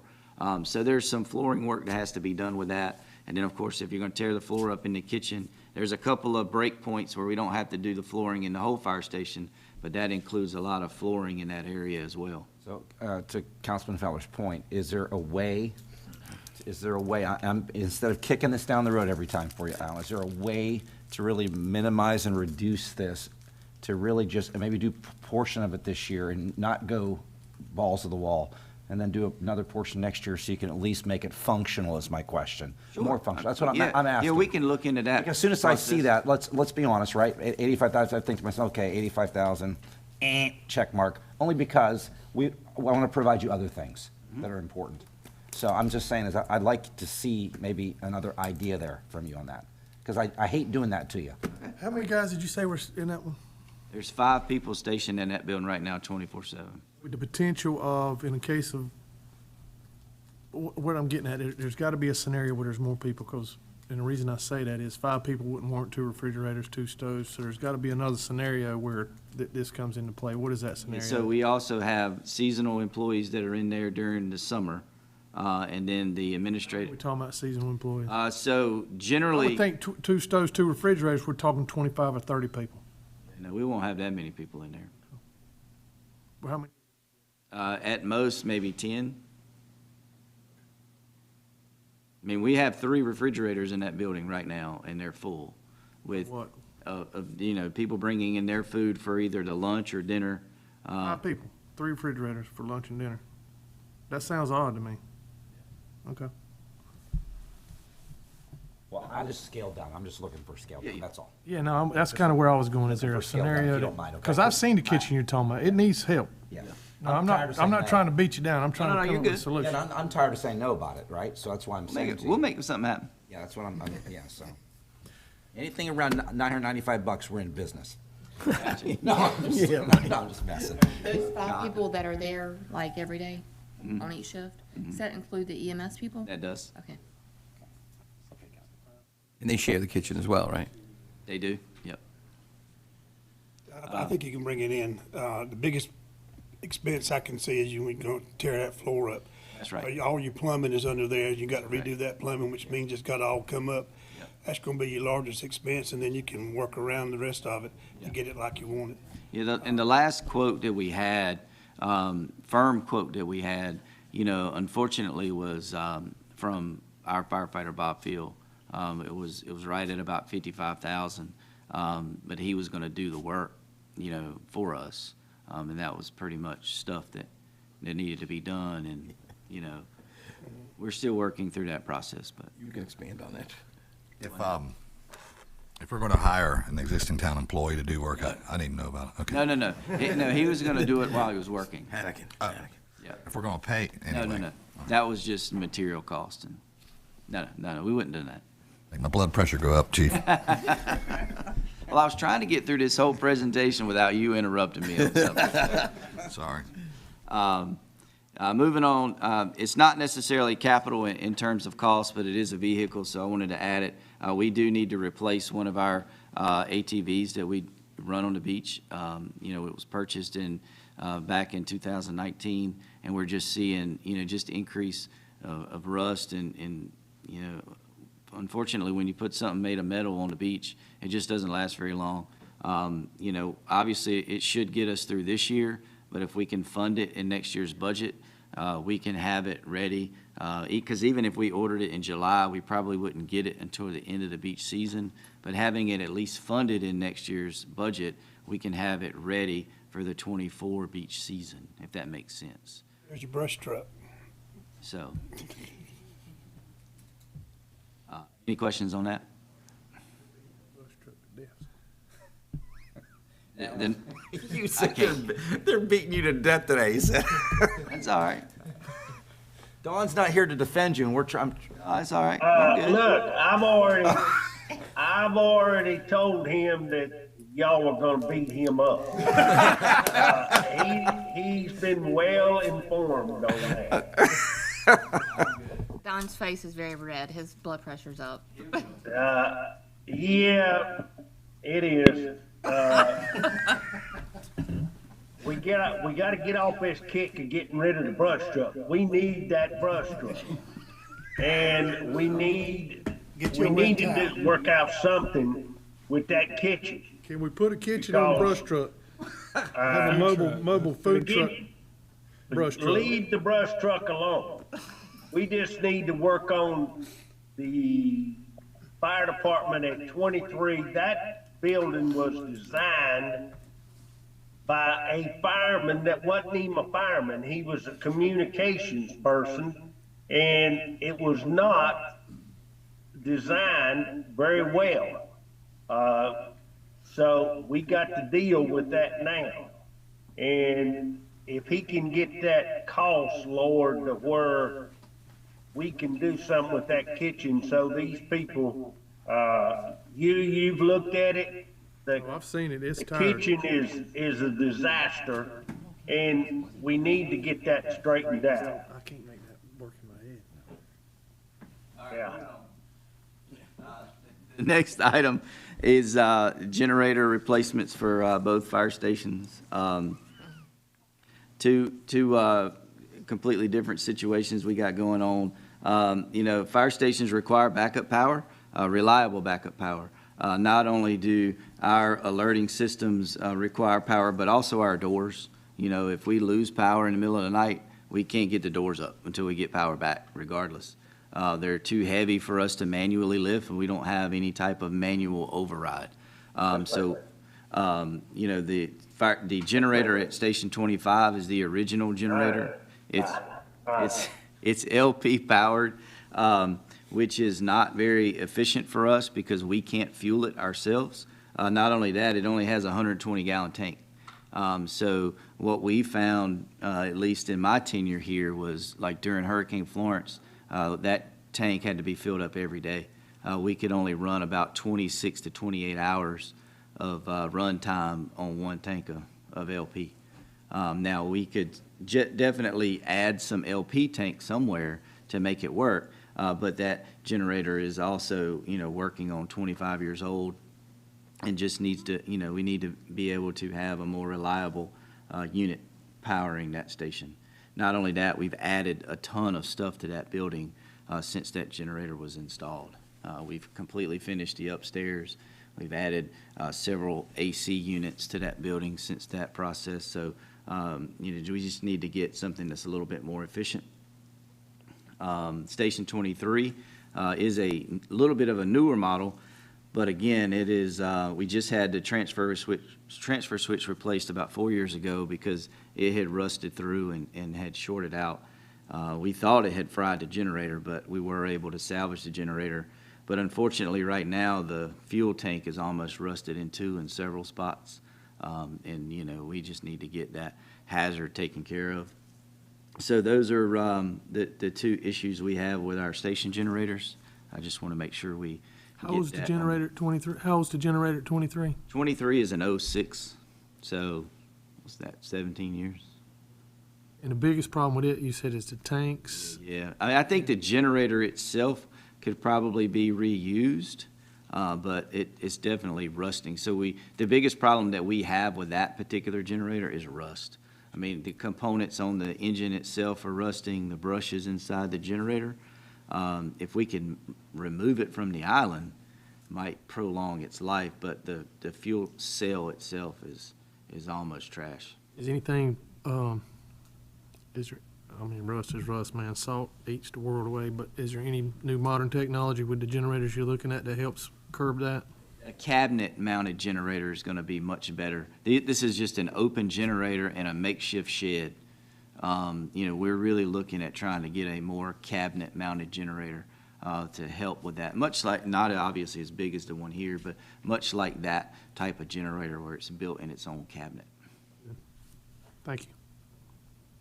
And the last thing on that process is the Station 25 expansion project. We're really just looking at feasibility and engineering. At this point in time, the building itself has pretty much reached its maximum capacity, especially with apparatus and storage. Looking at, what we do, even when we like evacuate the island, we bring all the fire trucks from there over there and we house them at the fire station. We move a lot of things around. Instead of having 2 rows of trucks, we end up having 3 rows, so 2 in the middle. But we've also been able to utilize private storage and even some storage at Public Works in the past to house those trucks in the event of a hurricane. We don't have that opportunity or options anymore, so we're having to figure that out. But that's just one of the programs that we want to start to study to see what it's going to really cost to do that. And then see what that feasibility is. Any questions on that? One quick question, then we'll go next thing. You mentioned earlier you listed things in the order of importance to you. Are these capital projects listed the same? Correct. Yes, sir. Yes, sir. Thank you. And the only last thing that I have is just kind of some revenue changes that are new for this budget year. Yes, sir. Sorry. Brush truck's number 1 on your thing. Well, and that, look, As far as capital. I think you should use a different term because it's just not a brush truck, what you're saying, right? You can use it for other things, right? That's correct. Yeah, maybe we could Multi-use vehicle. Multi-use vehicle. I'm just saying this. Utility What's your number vehicle. 1 capital thing you want? From a capital standpoint, yes, sir. All right, got it. More than What's the, other more than thing? the You keep generators. saying that capital point of view. What's the number one thing you want? Personnel. Personnel. What's number 2? Personnel. Number 3? Brush truck. Multi-use truck. Multi-use truck. Utility. Utility. Okay, I like that one. Utility vehicle. Dawn, you should have just said multi-use truck, Dawn. One of the things that I did want to just mention, we do have the Northeast Pender Fire District, and it does look like that revenue from that tax district is going to increase about 20 grand this year. And then, of course, this would be the first year from a budget standpoint that we'll have the Onslow County tax rate revenue as well. So that's going to be 2 revenue areas, and that's about $140,000. So That's offsetting part of what it used to be that we had to pay, the 140. Not for the EMS.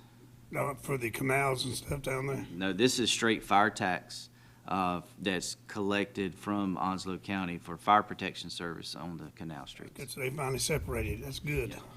Yep. So that's money that basically goes to the general fund to fund fire protection programs, which, you know, we obviously spend more than that. So, but it is revenue. Multi-use vehicle, if that's your first, we've got it almost funded in 3 different sources with us and Pender and this other, so it won't be quite as much. That's good.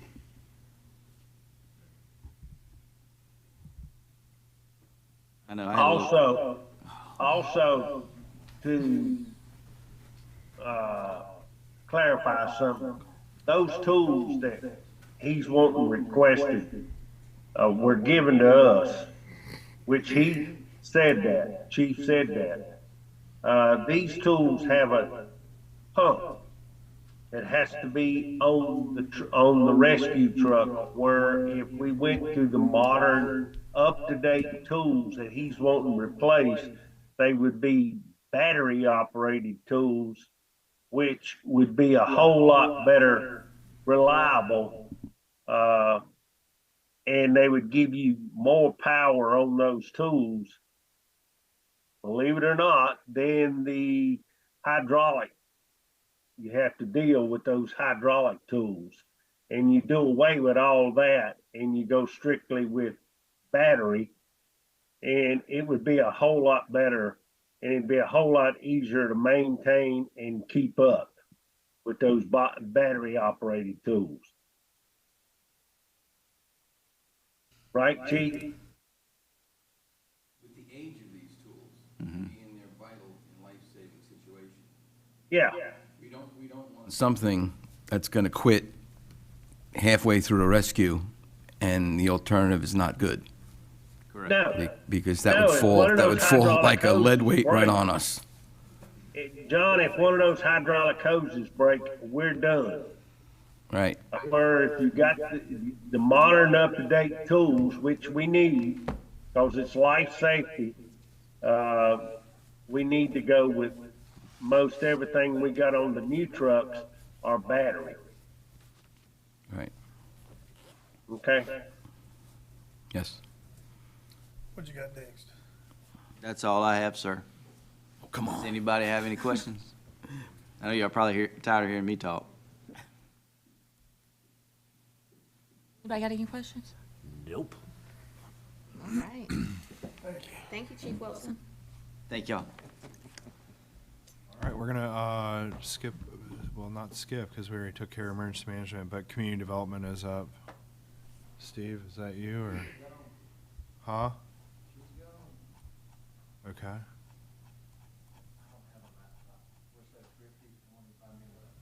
Okay, do you know where she went? She had a doctor's appointment. Oh, okay, gotcha, all right. I don't have much. There's a request for, you guys getting hungry? You trying to tell us that we're going to really be hungry after you're done talking? Yeah, well, I'll try not to keep it too long. But basically, the highlights of it is the contracted services, requesting an increase of $85,000, and I believe these programs are all the ones that Amy's been working for, but it's all stuff that you folks have requested. Phase 2 of the zoning ordinance update, Phase 1 of the technical specifications and standards, and then a new one is the Central Business District Master Plan. And again, this is all stuff that was requested by you folks. The only thing that I know of that we're asking for is capital outlay equipment is a vehicle for Amy. The one she's got now, it's the second revamped police car we've gotten, and you can't keep a charge on the battery. It's on its second battery. It's junk. she needs a vehicle. But other than that, I don't think there was anything else in here that we're requesting. Equipment, $1,000 increase in that, if we're gonna keep the car. And the IT cost, a $5,000 increase. That's just the GIS software. We've been adding other programs with the viewpoints, permits, planning some fire in there, not fire, but from the fire inspector. And that's about it. On the EOC operations, $11,000, was that on James's as well? EOC operations, where's that at? Might be in James's, Mayor. No? James had $11,000 for, Should be page EOC 27. operations. We're good, yes. She was on the wrong. On the wrong page. She was on the wrong page, Dawn. No problem. Okay. Any questions? Well, and I was gonna say, as Steve was saying, I can try to answer any questions that the board may have in regards to her contract service increase. So you're saying the car really is just a vehicle, she needs a vehicle? Okay. Yeah, and I will say that the vehicle that, I think what they were requesting is something that would be shared. Yes. Amongst shared code amongst the code department. enforcement, planning, and GIS would Right utilize that now, vehicle. I've got the Nissan, I don't let anybody else use it. Yeah, yeah. Well, basically, I'm using it all day long. Yeah. Scott's got a 2006 Explorer we're keeping alive, and he's in it most of the day. But Amy has field inspections to do as well as a meeting with folks out in the field. And that's, again, the one she has now, you never know if it's gonna start. If she turns it off, it just needs another vehicle. And we need to get rid of that vehicle anyway. Whatever, we need to figure out what the drain on the battery is, essentially. They think it might be an old GPS unit or something. Well, it's from the police department, and they put all the stuff on there, and then they take it off when they gave it to us, and there's something, we've had it in 2 different places trying to figure out what the drain is. They can't figure it out, so the next step would be to actually take it to a place that does electronics on vehicles. We've had it at the local places, and they can't find it, so.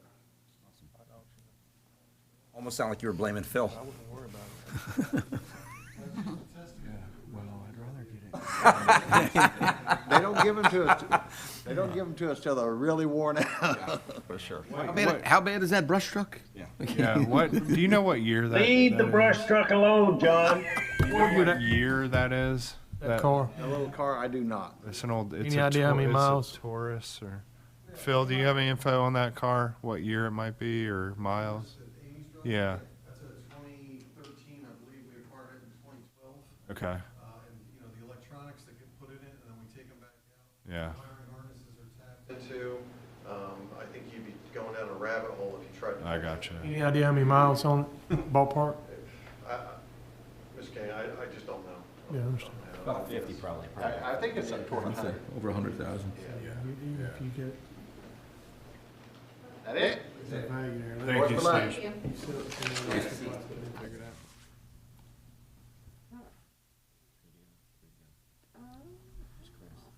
out. All right. Dun, dun, dun, dun. I need some money. Well, it's almost 12 o'clock. Morning, Madam Mayor, morning, council. Kyle, I appreciate y'all hearing me out today. See if I can figure this out. All right, so some budget highlights we have. We are requesting, I believe it was about a $4,000 increase in fuel for this year. The reason being, I mean, we have the new trash rollback service out there. We're getting a new piece of equipment for that, which it will be gas ran. We are actually working on the vegetation pickup. That's north, south, and the mainland, so that takes quite a bit of fuel to get out there, depending on if we're using the trucks and trailers or the dump trucks and stuff like that. So that would be what that increase is for. Under contracted services, I still would like to use B&G Landscaping, which would be here at Town Hall, the Community Center, and the Welcome Center. The reason being is we don't really have the proper mowers to maintain them grounds the way they need to be, like here at Town Hall. So that would be, plus it frees our guys up to be able to do other stuff. So that would be the whole reason for that one. Under new contract with Superior Mechanical. They have been trying, I've been working with them for the past few months. They have not done any work here at Town Hall, but they have been able to lead me in several good directions as far as different issues we've had here with humidity, other things like that. So I would like to really get them under contract for the community center. The reason being is we have several AC units that do have some age on them over there. One of them is about 17 years old right now, so it's actually already past its lifespan, or what they say the lifespan will be. That unit will cost us around $10,500 to replace that. With this contract with them, they will come in and do quarterly inspections. They will come in and change filters for us. If that unit went down, they will replace that unit at their cost. The only thing that we would have to purchase will be the refrigerant that goes into the unit. And, you know, refrigerant nowadays here at Town Hall, when we had this unit down, the refrigerant ended up costing us about $6,000 because of the new refrigerant that they run in these units. So that is not cheap, and then you put that on top of the AC unit itself, you could easily get, you know, close to $18,000 right there. So if that unit went down and we had this contract, we would be completely covered. And I do believe it would be a good way to go. I think it'll give us the safety feeling of knowing that we are covered and not having to come out of the pocket for that unit. And they come in and they do all the work themselves.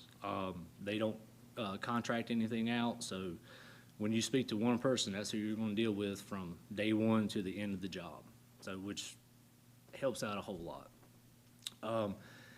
TK Elevator, that would be for the contract to get the elevators inspected, them to come out and do services on them. Our contract with TK Elevator, we got started back in 2009. That contract, every 5 years, if either party does not want to get out of it, that contract just renews. That contract will be up at the end of this year. Yep. Is that $6,000 a year? Yes. You're telling me we're spending $6,000 on that piece of junk? So these elevators. How long have we had this contract? Since 2009. So you're telling me we have spent, since 2009, an average of $6,000 a year on elevator service? Yes. We could have put a brand-new elevator in. Well, you still got Right to now- inspect a brand new elevator though. Yeah, but for $6,000 to $1,500. I'm with you, but. When we first saw this contract, the hourly rate was around $250. As of now, for one person to come out here, it costs us about $750 per hour. If there's two people that come out here to work on it, that is $1,425 an hour. That doesn't include the $6,000. That does not include that. So these are not cheap at all to maintain. The door was stuck open yesterday. Yes, ma'am, we're. I'm not putting you No, down. no, It's a horrible, poor use of taxpayer dollars. It really is. We could put it towards something else. Unfortunately, with the building over there, you know, with Pivot being in there, we have to offer handicap access. So this is our ability to offer that. And especially if we keep that building and we start renting it out, we have to be able to give people, you know, handicap option to be able to get throughout the building. So the outside elevator, it only reaches the first and the second floor. The one that's actually in the Sally port goes all the way up throughout the building. So one that sits outside, I mean, it gets weathered. We're constantly having to fix the sump pump on it because there's water that it doesn't even have to rain and water will end up in there. It just seeps through the ground. We are actually having a TK Elevator come out here as soon as we get everything finalized, they will be out here probably within the next month, we're hoping, to start working on this stuff. They're gonna try to do more of they're gonna clean the pit out for us. They're going to come in there with like a basement style sealer, put it on the walls in there. So hopefully we can help with a little bit of the water that's getting in there. We're not gonna be able to stop it, but it'll at least help with it. Keeping just like, so working with TKE, we've went 2 different routes with them this year. To bring our outside elevator back up to where it needs to be, that's gonna end up running us around $49,000.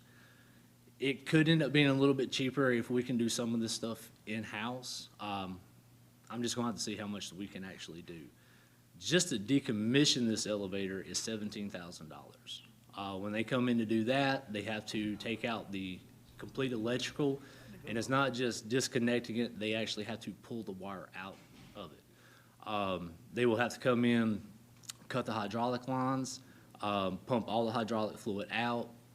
Elevator has to be set on the ground, and then the doors have to be bolted shut. It still looks like you have an elevator, but you just cannot use it no more. That's the one in the back. That's the one, yep, up front.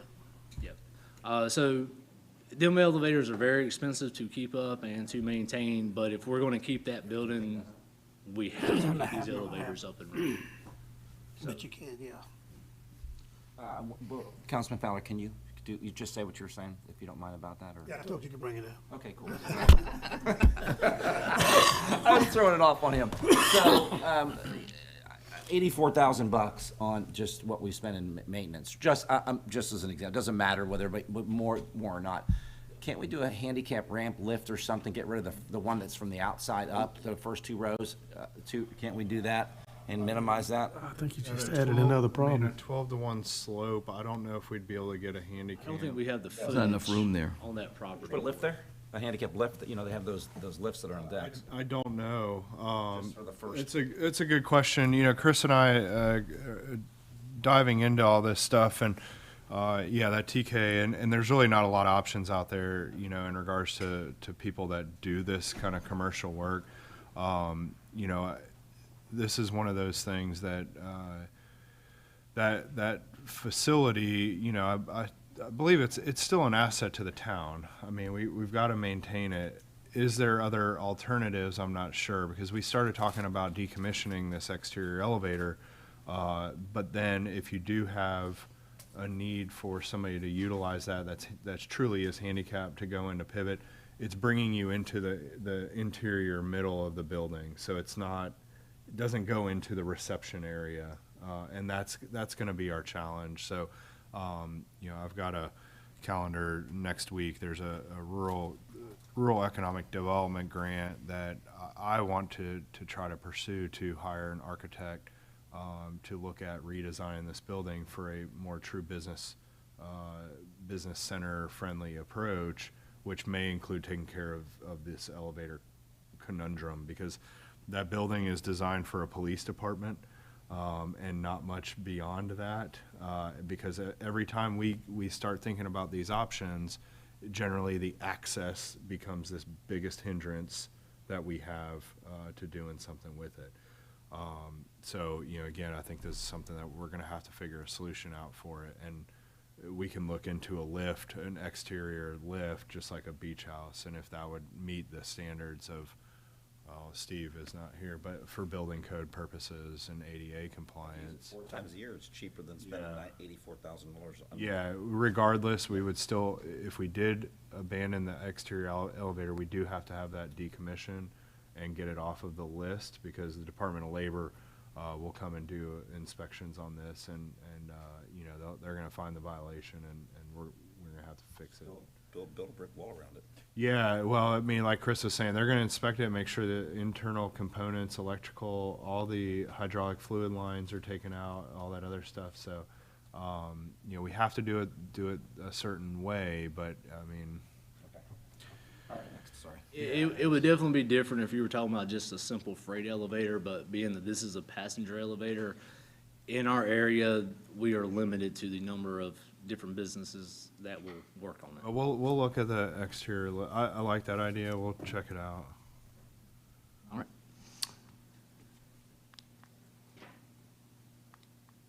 All right. Maintenance repair vehicle. So I am requesting that we add $5,000 to the maintenance and repair vehicle. That is to do with, a lot of our vehicles are definitely older. These guys run them. They run them hard, pulling trailers, pulling equipment, that type of stuff. They do spend, sometimes these vehicles will spend a little bit of time on the beach. So, you know, they go through the wear and tear. Plus with the rollback service now, you know, a year, you know, you figure we're going to be going year round with it. That's at least one trip throughout the town per week. And then starting next month, we will have a second trash rollback service. So you'll end up doubling through about 6 or 7 months, I believe it is. So that's the whole reason for the $5,000 increase for that. Supplies. So I'm asking $34,000 for Centos, and that will strictly be for Centos. Centos is not a contract. They are simply a service. The word contract gets thrown around a lot with them, just like UniFirst and stuff, but you can cancel it at any time. It's no more than just a phone call, so it's not really a contract. But this past year, we have spent, from last March to the end of February, we spent $33,623.84 on supplies. That's toilet paper, paper towels, hand soap, fragrance to make the bathroom smell a little bit better. That is cleaning supplies for the bathroom. That's everything that is involved to maintain any building or restroom. One good thing about this service is they come weekly. We are never without stuff. They will adjust during the on season and off season, so we don't end up with a bunch of stock just left over. They will adjust it throughout the year. If they come in and see that we have 20 cases of toilet paper, they're probably not going to drop us any off. They do service several locations. Town Hall is one of them, Community Center, the Welcome Center, 4 restrooms at the beach. We see a lot of people, and y'all know that, so we have a lot of people that use the restrooms, and they definitely go through stuff. We have installed the paper towel automatic dispensers. We can control how much paper they get, but again, we can't control how many times they stand there and do it. So, but we do try to maintain that a lot, and our guys do stay on top of it. If they see an abundance of something getting used up, we try to figure out why it's getting used. So again, that $34,000 increase to the supply line, that is what that is for. And using them, it takes a lot of headache out of stuff. And again, we don't have to wait for the supplies to get here. They're here every single week. So we're never without. So, Do they supply the dispensers? yes. So when we get one that's vandalized, we could be sure to have one in stock to. Yep, so when I first started using them a little bit, they come in and installed all new dispensers throughout the community center, the welcome center, our restrooms at the parks and stuff. If they ever get broke, they do come out and replace them for free. We actually do not pay for them dispensers. That's just, it comes along with it. They even come out and change the batteries in them for us. They will leave us spare batteries, so if just by chance one of them dies for overuse or something like that, we can still come in there and change it out. But they pretty much maintain all of that stuff for us. If we have an issue, it's a phone call away, really. And my facility supervisor, he has a really good connection with these guys. They know each other by first name basis, and they do really good bringing us what we need. And they're always out there. They are under state contract, so they're always out there looking for cheaper ways to, you know, be able to supply us stuff. So if they can get a change, then we will actually see the change too. Where do you actually keep all your supplies? So each building kind of has their own little station, which is another thing they installed for us is cleaning stations. This takes you might have two different cleaners. One might really love that clean smell, one might not. So they're putting different amounts of chemicals into the bucket. This system, it only allows them to put so much in there. So you can almost tell how many times, how many uses you're going to get out of that chemical. So I mean, that's a really good thing. But so we have them stations at Soundside Park, the community center, the welcome center, and here at Town Hall. And then at some of our other restrooms that we don't have a way to keep stuff at them, Centos actually goes around and looks at them for us. So they're actually making trips around our town also. I recently went into the bathroom at Roland, and it was so clean. I was like, yeah. All the restrooms seem to be. I will let my grandma come in here. It's very nice. Very nice. I'm amazed at how clean they are, basically, compared to other places I've been, really. I mean, you know, I remember talking to Ed last summer over the Saturday. You know, hey, how you doing? What's going on? I'm replacing batteries. He had a rash of somebody coming on and going to every bathroom and stealing batteries. He had to replace, like, I don't know, every bathroom that we have in the park and whatnot, batteries. Yeah, and you know, a 9-volt battery, I'm not exactly sure, that's $4 or $5 nowadays. Centos will come out and leave these for free. So we don't actually have to pay for them. So if we go through 100 batteries a year, that's just 100 batteries. That did not cost us anything. I just thought it was kind of crazy. There's a lot of little things that they do for us in this service right here that you really don't see, but it helps us out a whole lot. Any questions on that? Right.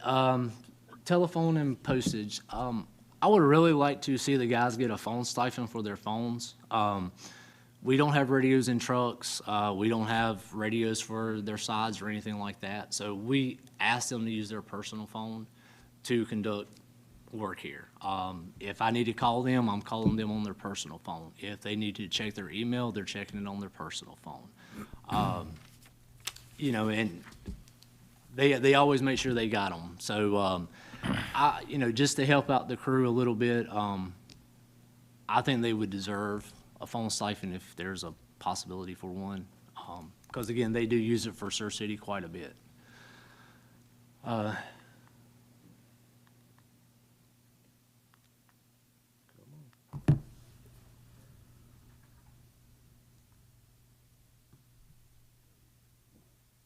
Capital outlay. I'm asking for $50,000 for the purchase of a new truck for the facilities. They are running on a 2013 F-150 and a 2008 Dodge Ram, I believe it is. 7, okay. And then we have some smaller Ford Rangers and stuff.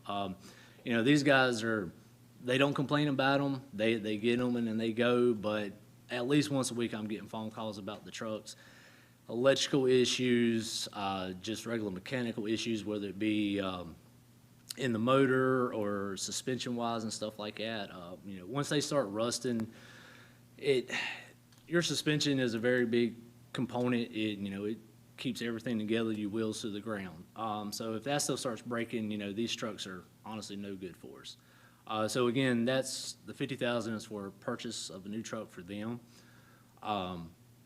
$100,000 is for the purchase of 2 EV vehicles. That will be for the cleaners that go around town. That will be doing away with the 4 Rangers that we have now. That will be part of a grant. Kyle has been definitely working on this for us, helping out with it. The town will be on the hook for $20,000. The grant will cover $80,000 of the purchase of the vehicles. You know, we do spend a lot of fuel driving them trucks around. They have to go to all the accesses, all the buildings, all the parks, that type of stuff. You know, they're always carrying the chemicals with them and all. So this will be a way, you know, right now they carry them in the back of a pickup truck. They roll around, they move. Even if they put them in totes, the totes are sliding around, that type of stuff.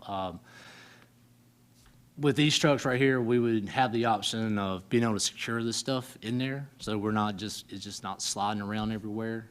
Plus, too, Right now, these Rangers that we use, they have campers on the back of them. There's no way to lock them up. So if somebody truly wanted to, they would have free reign to the back of these trucks.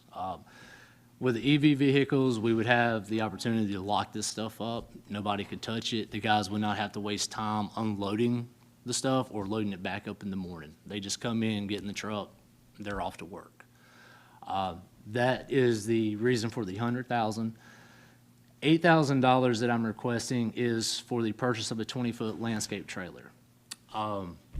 Right now, we use 2 separate small trailers. One of our trailers cannot even hold our 72-inch mower. So if that trailer is being used for something else, there is the possibility we might not even be able to haul the 72-inch mower around that day. Plus, too, a lot of our properties like disc golf, Soundside Park, we use 2 mowers at that to mow there. Right now, we're having to send one person back each time to pick up a second mower, bring it out to wherever location we're mowing at. Once that's done, every time we move to another location, somebody has to go back, pick that mower up, take it to the next location. At the end of the day, it's the same thing, getting it back to the shop. So, you know, you're looking at quite a bit. I want to average it out to be about 5 hours a week. Doesn't sound too much, but you figure we got a 7-month mowing season here. It could be a little bit longer. So that equals out to about 214 hours a season. That, you know, just based off of, say, a $20 an hour employee, that is over $4,000 a year that we're paying somebody to simply haul the mower around. That's 214 hours that one person can be doing something else throughout this town. So there's, again, it might not sound like it's that big, but when you look at it over an entire season, that is a lot of time and a lot of money that somebody gets paid to sit in the seat, and they're not actually being productive, other than hauling a mower. So that is why I'm requesting the $8,000 for a 20-foot landscape. That would also, so we would be able to haul both of the mowers at one time. A lot of these landscaping trailers actually have a little cargo spot up front to where you can lock fuel, you can lock weeder string, different stuff like that in there. So there's a little bit of security that comes along with it. I'm asking for $12,000 for the purchase of a high-deck equipment trailer. Right now, we do have an equipment trailer. It has 3,500-pound axles up under it. That's 7,000 pounds. Our skid steer is over 8,000 pounds. We are right away over the limit on that trailer. And then once you take the weight of the trailer itself off of there, it goes even lower. So we are spending a lot of money just trying to keep this trailer on the road, being tires. The ramps, I've actually had to have the ramps re-welded 3 different times because the skid steer has broken the ramps as we're trying to load it up. The lights. If it's, I hate to say this, but if it's raining, we have a good light show on this trailer because it will flash a little bit as you're going down the road, which is, again, that's not the safest way. We want everybody to be able to see us. We want our turn signals to work when we need them to, and especially being if we're hauling that equipment around, you necessarily cannot see the lights on the truck. So if we're having any issue out of that trailer, it's a really big safety issue. So with the purchase of the new trailer, again, we're going to save money not having to try to keep this one on the road. Plus, it could be used for a lot of other things, not just the skid steer. If you're having to go pick up anything big, it could be used for that, poles, that type of stuff. Even Public Works, if they needed to use it for a reason, it's there to be used by anybody that needs to haul something around. So it'll be used to haul lawnmowers too, right? It could be, yes, sir. The only difference is a high-deck trailer is not going to be equipped with sides on it, so you really have to know how to strap something down if you're going to haul on that trailer. With the landscaping trailer, you actually have sides, so you don't have to worry about strapping nothing down. Everything stays where it's supposed to. But yes, again, you could haul stuff on that trailer if you needed to. And if we needed sides on it, you could weld brackets to have temporary sides put it and take them down. Yes, sir. Yep, you should always could do that. So I'm also asking $7,000 for the purchase of a boom sickle mower. DOT come in here and they mowed our ditches down our corridor out here, and they looked really great. That's the way we want to maintain them ditches. Right now, we do not have a piece of equipment that can get down in them ditches and do the job that they did. This sickle mower, it's a very light addition to the back of our tractor. We can run it on the Massey that we have. We can run it on the Ford tractor that we have. It has a 10-foot boom on it. Again, this is a very light piece of equipment. You don't have to add extra weights to the tractor. The equipment itself does not have weights on it. So, again, it's very light, very easy. One person can unhook it and hook it up to the tractor. It is safe to do that with, but we'll better get out there into them ditches. We'll better reach into them, and we'll actually be able to keep everything mowed down the way it should be and keep that corridor onto the island looking really nice, along with other places throughout town. Any questions on that?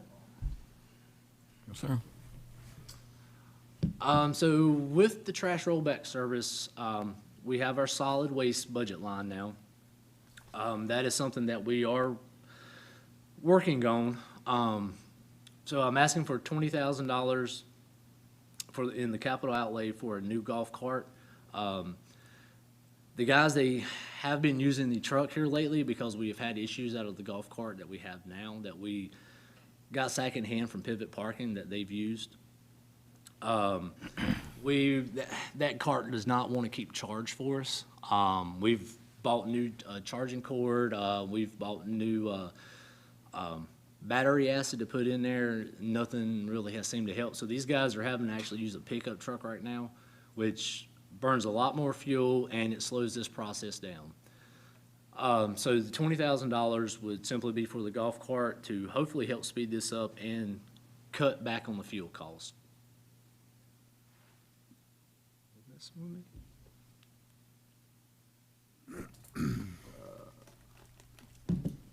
$2,000 would be put into the supply line for the crew.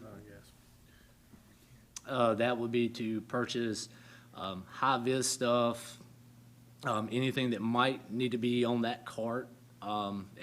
As we can see, because this is a new service that we're doing, so we're just now getting our feet wet, and we're trying to figure out everything that we need. $3,000 for maintenance and repair of equipment. This side does have one vehicle, which is for the $5,000 in vehicle costs, but the equipment is for just the upkeep of the golf cart, going to having it serviced, the tires that have to go on there.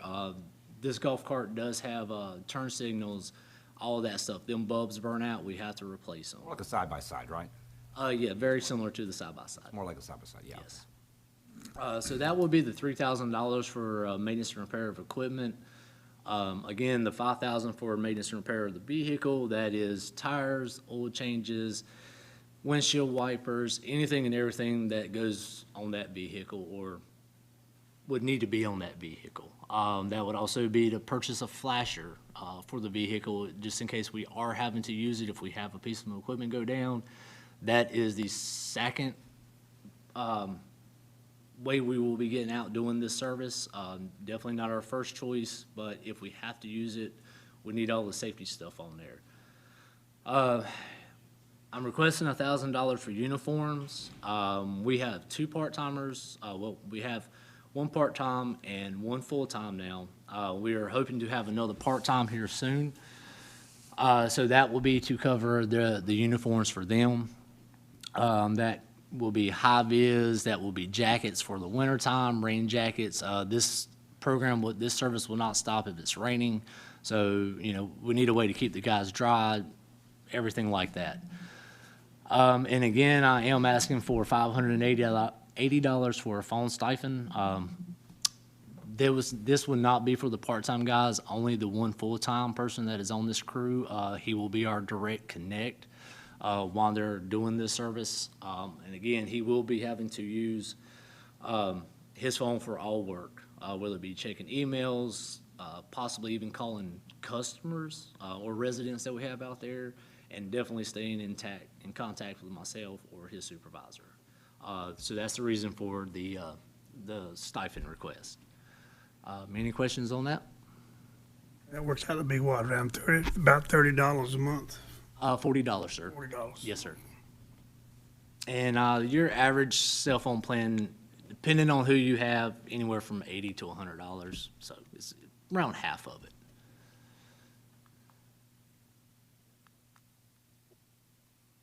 Come on. You will help? Does everybody in your department wear uniforms? Yes, ma'am, they do. The part-timers, we only purchase them hats and shirts. They do not get pants or boot reimbursements, but all the full-timers do. So it's the same, basically, it's the same uniform? No, so. Not for the part-timers, but for the full-time guys? Yeah, on the street side and the solid waste side, it will be high-vis uniforms. And that's the way I'm going with them. I'm actually going to try to get away from some of the vests that we have now, just because it adds an extra layer onto them. So I would really like to shift over to an actual high-vis uniform for these people. That will come at a later date, hopefully. The requirement that they all wear uniforms? Yes, Okay. but they do. And that comes out of their pocket and they get reimbursed? The boots will come out of their pocket, and then they get reimbursed up to $100 for the boots. The uniforms themselves, I go and purchase. They get a couple shirts throughout the year, short sleeve, long sleeve. They might get a jacket depending on how stained or tore theirs is. So it could be a replacement jacket. And keep in mind, all of this stuff has to be high vis because these guys are working on the side of the road sometimes. You ever look into a uniform service? I have actually been contacting Centos and UniFirst to get different rates from them, and seeing what all they offer. Yeah, because that's where I worked. That's what we had for our guys, and they pick them up every week and drop them off every week, and it was just a cycle, and they just cleaned, and if they got too badly stained, they just replaced the shirt or the John, pants. you work for a rich place, so go ahead. Yeah, sure. Centos, they actually, I actually spoke with them last week on this. Each person will receive 11 uniforms. They would have the option to maybe adjust them uniforms one time a year from like short sleeve to long sleeve.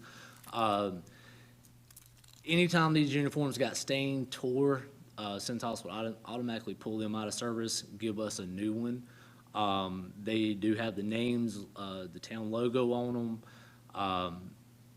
You know, you can go, one thing about Centos is they offer high-vis uniforms, which is great because these guys, they have to wear high-vis vest anyways. So having a high-vis uniform would just, they would not have to remember to, when they get out of that truck, to put that vest on. So as soon as they step out, they're covered. I was just wondering what the cost would be versus the reimbursement for these guys to go buy stuff. Yep. It's, you know, So they're always right- clean because they're always dropped off and they're always, you know. Yep. So with the additional personnel this year, you know, I have up between the two different departments, I have upped it to $5,000. I will tell you, after talking with Centos last week, a year contract with Centos will be a little over $5,000.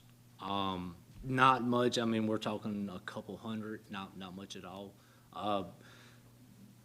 Which I actually do kind of like that fact because at the end now, if we have a personnel that decides to leave or has to go somewhere else, we have to get uniforms back from them.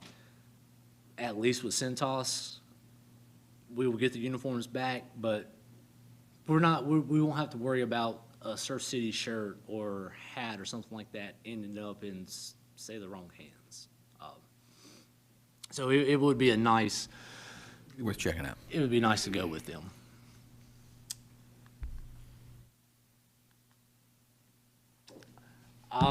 The Beautification and Enhance Committee, they are requesting $16,000 this year, which will be a $1,000 increase from the last year. That $16,000 will cover one mural, 2 street sweeps, 2 community education events, 2 community enhancements. They have one on here, pump station with an HOA. I know the committee is working with some of these HOAs that have pump stations in their developments to find a way to make them look a little bit nicer. So that will be one of the projects they will be working on. One larger planning project, and they're looking at maybe partnering with Parks and Rec or possibly doing something down through the corridor going onto the island. That would be one bench dedication. The Beautification and Enhancement Committee, we have actually, I want to say next Monday, we will be actually starting a cigarette butt recycling program. So the $16,000 will cover the cigarette butt project supplies. That is buckets, trash bags, high-vis vests, gloves, anything and everything that would go along with emptying these containers out and storing them until we are able to actually ship them to TerraCycle, which is the company that recycles the cigarette butts. Thousands of dollars of those were donated, those canisters, right? So yes, the committee, they had reached out to Keep New Hanover Beautiful. We met a really nice guy. His name is Dick. He works with Keep New Hanover Beautiful, and he actually donated 25 of these canisters to the Beautification Committee. The grounds crew have been actually out installing them the past week and a half. So next week, the Beautification Committee will actually be starting to service these things. But it really is a good project. I'm a smoker. I try to maintain my cigarette butts the best that I can, as far as not just tossing them out the window or whatever. So we have strategically went through town trying to look at different places where like cigarette butts and stuff were ending up. We were seeing a bunch of them on the ground. So we've tried to look at them areas and actually install these. So hopefully we can try to get some of that litter up off of our ground. Again, this is just a really good deal that the Beautification Committee is doing. And then also the $16,000 will cover the Business of the Month and the Home of the Month supplies. That is the certificate printouts. That will be the picture frames, anything that goes along with that. Any questions for the beautification and enhancement? Good. Good. That is all I have. Thank you. Thank you, Chris. Thanks, Chris. Thanks, Chris.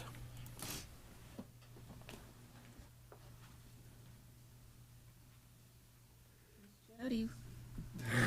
Chris, you talked a lot, but didn't get beat up on like Alan. Let's keep that to a minimum. Keep that to a minimum. You worn them down. All right, let's go now. For sure we did.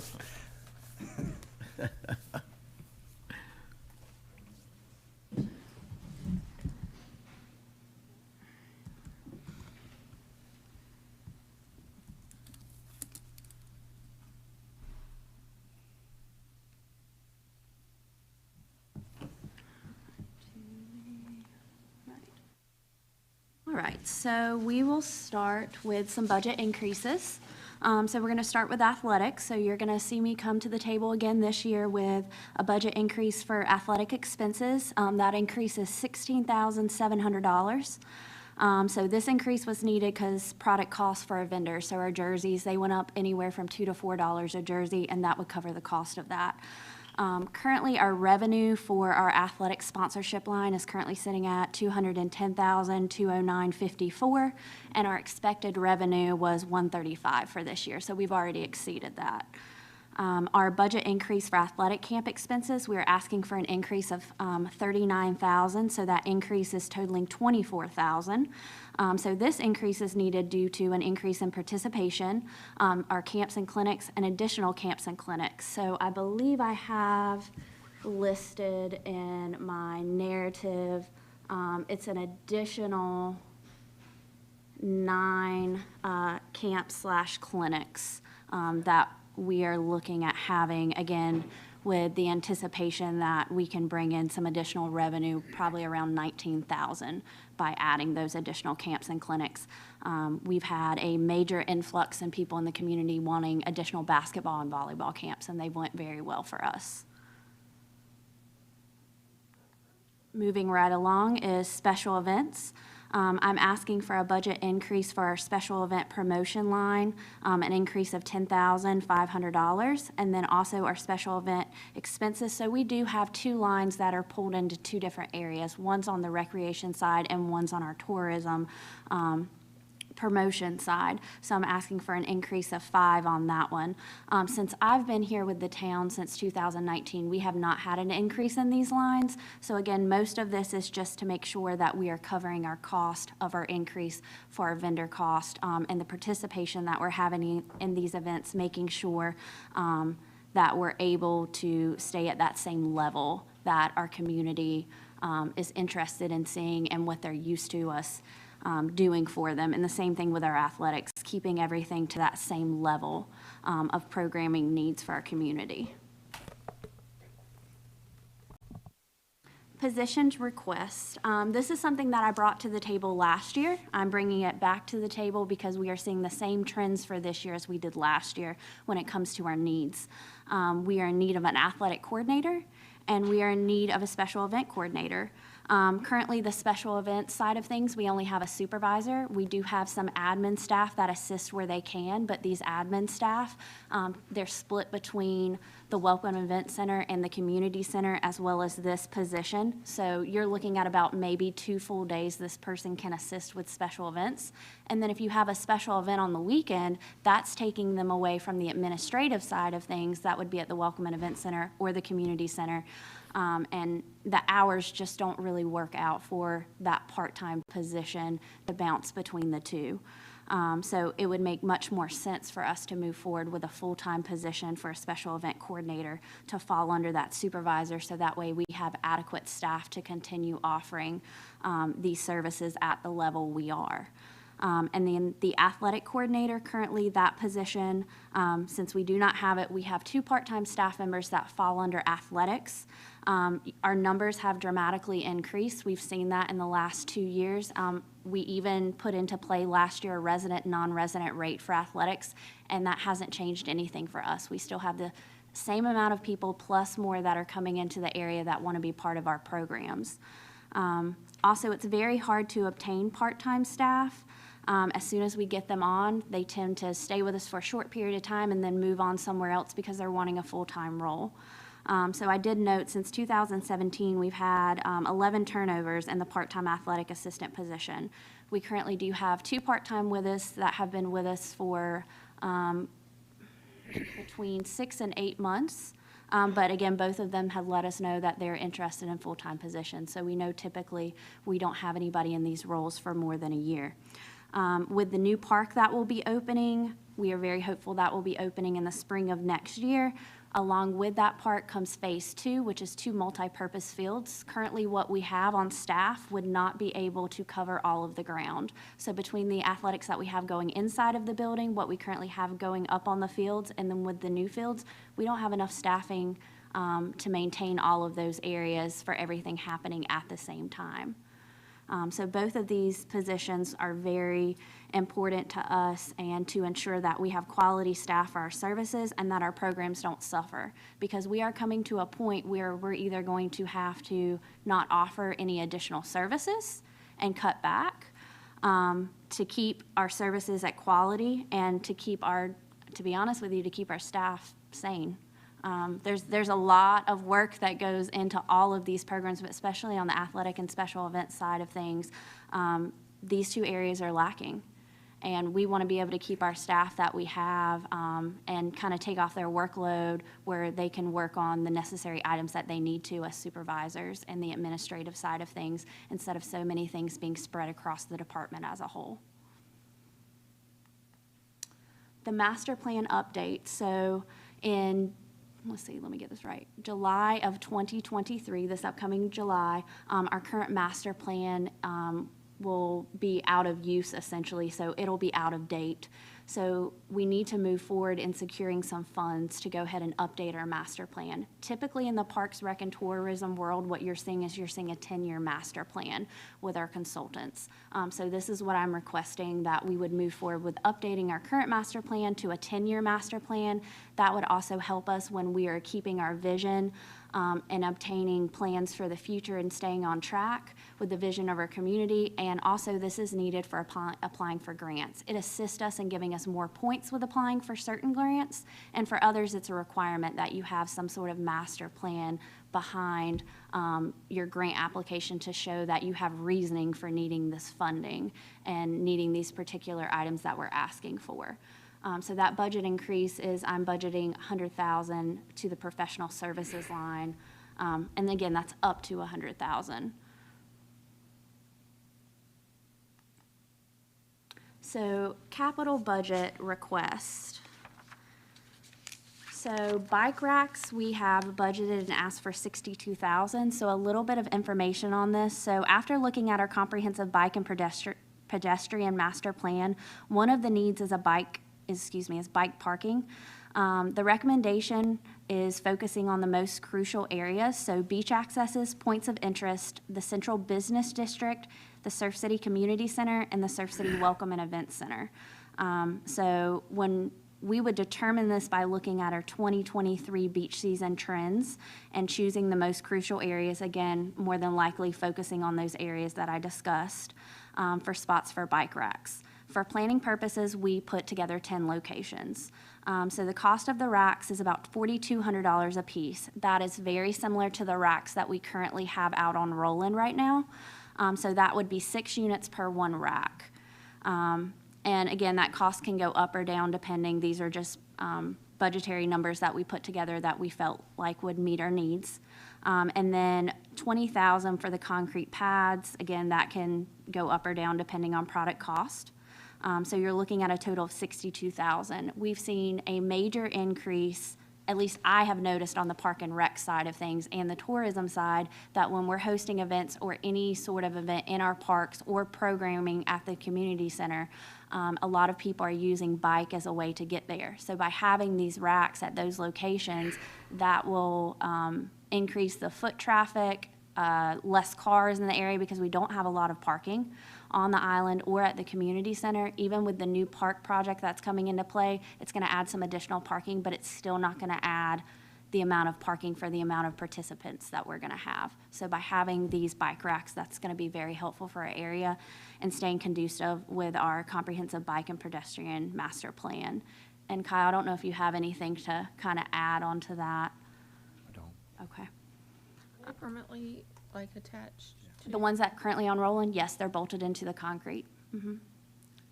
Everything that we have on prior to that is not. It's a wooden frame that's moved around and things like that. I think a more permanent nature, something that we can pressure wash around, it's a much neater look and it looks like it belongs there instead of us constantly moving stuff around. And then the next capital budget request that we're looking for into the future is, again, with all of the increase in participation that we're having in our area, the growth in our area, and our community center, it's time to do some upgrades to that. It's time to move forward with upgrades because the age of the community center, it's time to focus on an expansion. Again, increased participation in programming, athletics, and growth within our community. So we took a phased approach to this.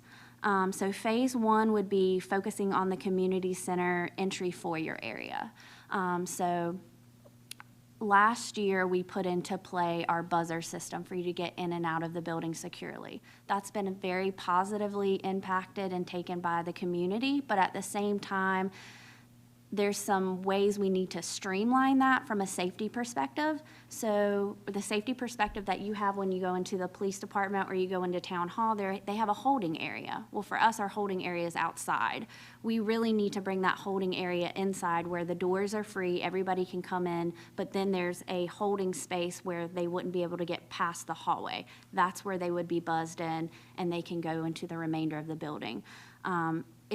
It's going to work better than the current system that we have in place because people can still get into the building and you're not seeing every little thing by how they have to stand in front of that monitor and then they move over to the door.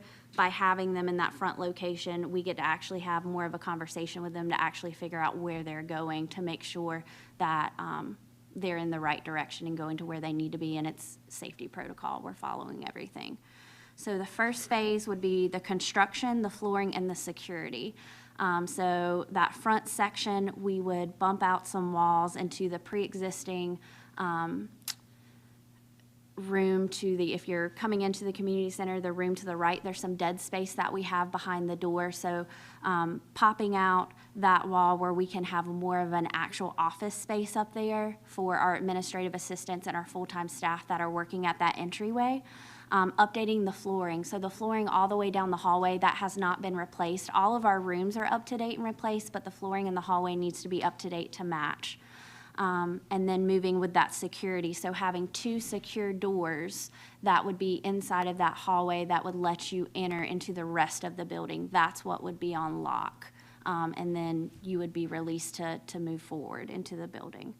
I have a question. Yeah. So that first part that you let people in, your receptionist would be part of that room, correct? Yes, so the receptionist would be behind bulletproof glass. So we would do something very similar to what Town Hall has. It's just going to be in a smaller area, but giving that receptionist a little bit more room, because I believe, and Buddy can correct me on this if I'm wrong, it wasn't set up in the very beginning where there was a receptionist at the front of the building. So we just need to beef that area up a little bit and make it more true of an office space, but we wouldn't necessarily be taking away programming space from that front room. We would be taking away that dead space that's behind those doors. Did anybody think about where that overhang is in closing that portion? So I on did the have a outside? contractor come in and kind of give us some preliminary numbers for this, and we had discussed that. But he was telling me for price point, we would probably spend more money to do it that way than to look at doing it this way. And we do have a lot of people that sit outside under those benches in that area, and it gets used quite a bit. So that was the reason we thought about bringing it in, and it wouldn't really be taking away from the space in that front room to the right-hand side behind the receptionist desk. So that would be phase 1 of the project. Phase 2 of the project would be updating the cabinets, countertops, sinks, and hardware within the center. So this would be all of the cabinets, sinks, hardware in all of the programming rooms, as well as in the restrooms. Not the partitionary walls that are in the restrooms between the stalls. They would remain. Those are in good shape. But it is time that we look at replacing these cabinets and these countertops, because again, this is the original hardware and original product that was with the building when we opened, and things are starting to come apart. So that would be phase 2. And phase 3 would be the most fun, the funnest part. The gymnasium expansion and updating our current gymnasium. So we would do this where one thing was getting fixed, while we could use the other, and then flip it. So essentially, it's time for us to update our lighting in our gymnasium that we currently have. Our flooring, we get it re-waxed every year. It's not been completely re-stripped and redone all the way down to the base. It's time for that to be done. It's definitely showing wear and tear. Our waxing group that's been coming in and doing that for us for the last couple of years has been telling us that, hey, last year they told us you're like 2 more years, and we're sitting here going, well, can we make it 5 years? But it's time for us to do that. Update the lighting inside of the gymnasium, and then of course the paint in the gymnasium. That gymnasium hasn't been painted in quite a while. It's time for us to do updating some sheetrock areas that are heavy use, where people are playing basketball, going into the walls, volleyball, things like that. Updating that and getting it up to par. And then an additional expansion. So right now, just looking at our current footprint, we are thinking we would have the ability where we could put another facility directly behind the gymnasium, so back where our playground area is, removing that playground and putting an additional expansion there. With the new park property coming online, we'll have the new playground over there, so there won't necessarily be that need to have the playground right behind the community center anymore. That's one of the next one that needed to be updated anyways. There's a lot of wear and tear, and that's our original playground to the space. Playground and the dog park? So the dog park, I don't know exactly at this point in time if it would really impact the dog park. We're trying to stay well in front of that wooden walkway area that's going back to the trails. Our hopes is that we wouldn't impact that at all. But yes, so any questions on those capital budget requests? And for all of this, we did get preliminary numbers put together by contractors or reach out to others that have done something similar to kind of give us some numbers, as well as lighting and flooring companies that specialize for that specialized athletic lighting and gym floor. What was your total there? So I didn't give a total, you caught me. So that total, what we're coming up with was a little over $4 million. So $4,300,047. With that first phase looking at about 167,000, and that second phase being 75,000, and then the remainder being the expansion that would include the updates to the pre-existing gym facility and then an additional gym facility.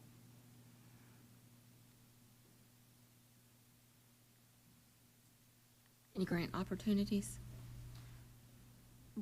I'm looking into those avenues for the expansion portion of it to see what we can do. Yes. Apologize. I do want to pull up one more thing.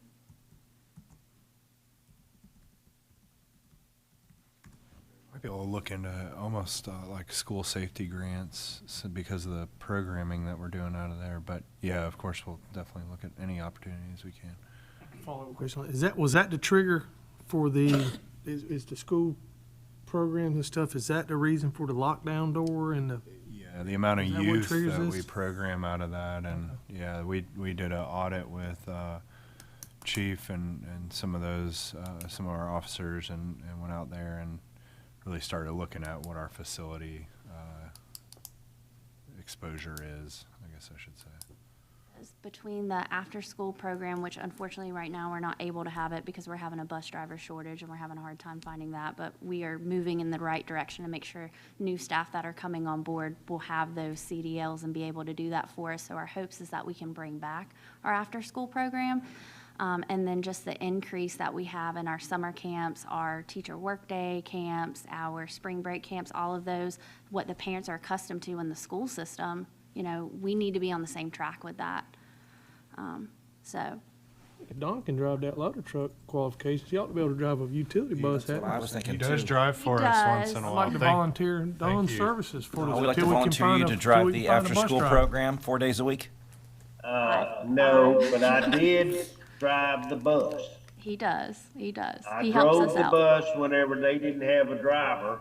So, you gonna get on board, and get your CDLs. I don't have a CDL. That's what I said. You gonna need to get on We're gonna be board. driving the brush truck. Hey, Get one of them, hey, we'll get one of them extra firemen. Nothing, but you know exactly. We'll get one of them extra firemen with the bus, with the brush truck to drive the Hey. bus when they're down. We're gonna have one over extra guy, right? Adding our overtime onto us. yeah, yeah. Jesus. All right, Jody. We're gonna cut into your golf game, Hugh, and let you do some of that. Oh, God. Moving into the last slide that I have, just fee updates. So it's based off current costs, provided programming services, surrounding area fees. So essentially, the athletic clinics, currently we're sitting at $70. We want to be able to have a scale for that, so 35 to 125, because some of our clinics may be 4 days, some may be 2 days, some may be 2 hours. We want to be able to have the flexibility where we can price that accordingly, and we're just not bound to that $70 because it doesn't give us the flexibility to change our services to something that's less or more than what we need it to be.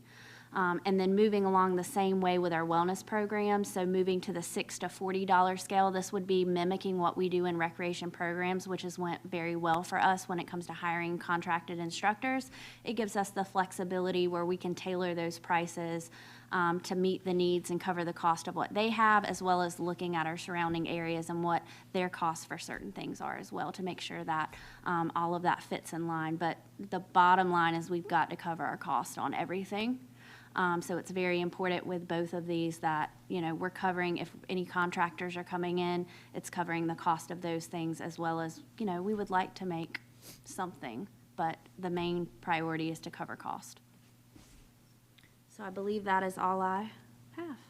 I had one thing Yes. that I needed to bring up before we move on to utilities. Sorry, Price. It was part of the community development's budget presentation, but the East Coast Greenway project is certainly one that we want to be able to focus on. And the final draft of that project or study will be presented to council. They should be finished by the end of May, and then we'll bring it to you. But you know, in order to move forward with that, we're going to need to fund the planning and design for the first few phases of that. So, you know, what we're looking at is for engineering and design for that first segment and the connectors, which would include J.H. Batts as well as Charlie Medlin, but then bring the multi-use path from the mainland side of the bridge through the park property up to 210. You know, we're looking at about $350,000 to be able to fund that. So, you know, as we look at this much larger project, you know, of course, we would love to see as many grants as we possibly can for construction, but we will need to have a funding discussion in earnest about how we want to tackle this. You know, in total, that's a $21 million project, you know, to complete the Greenway. So, you know, does that come through borrowing and then, you know, repaying that as we take things off the debt schedule? We can put them back into payments, you know, for borrowing this money. But, you know, that's something that if it's council's desire to continue to forge on that project, I'll be happy to work with Melissa to bring some potential funding ideas, because it's not something that we can just take out of our reserve. You know, we just don't, we're not sitting on that much money in our general fund, so.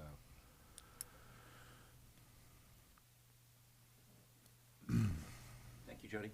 Thanks. Did you say the best for last? Yep, say the best for last. No money flowing through the utility department, huh? No money flowing through the utility department. Good afternoon.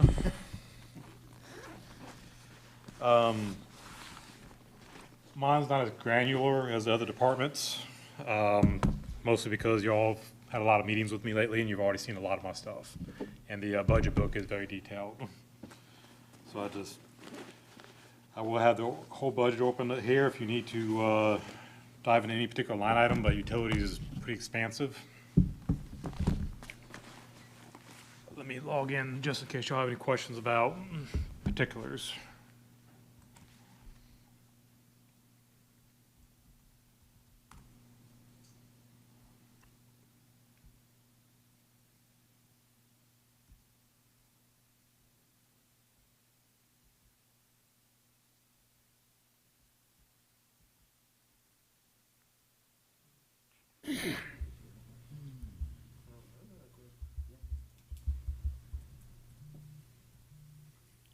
You know, while David's looking up his stuff, we're gonna have to probably look at tackling the fees at the community center for residents versus non-residents and get more in line to hopefully pay for itself, break even.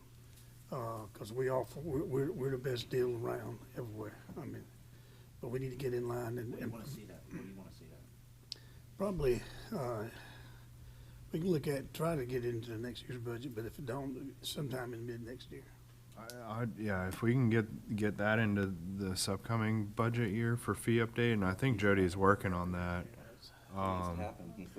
Yeah. When we did that transition for athletics last year, that was kind of like our test run. Obviously, we had some non-resident, resident rates when it comes to the community center, but we thought it was really going to impact I think the way to get a hold of that is like I say, go back to our rates and resident versus non-residents. And by that, we'll be able to cut some of our programs down, I think, because some of them not going to want to pay that fee. So therefore, we won't have that program to go, and we can go back and not saying we're not now, but go back and do quality versus quantity. And I, you know, just a personal experience, you know, and I was sharing this with Councilman Fowler earlier, but, you know, Morehead City, they have a $400 weekly summer camp fee That's for their residents, and then 550 for non-residents. Because the email coming back from my mother, y'all need to raise your prices. So, you know, it just kind of shows you the demand and what people will. What's ours? 200, 220.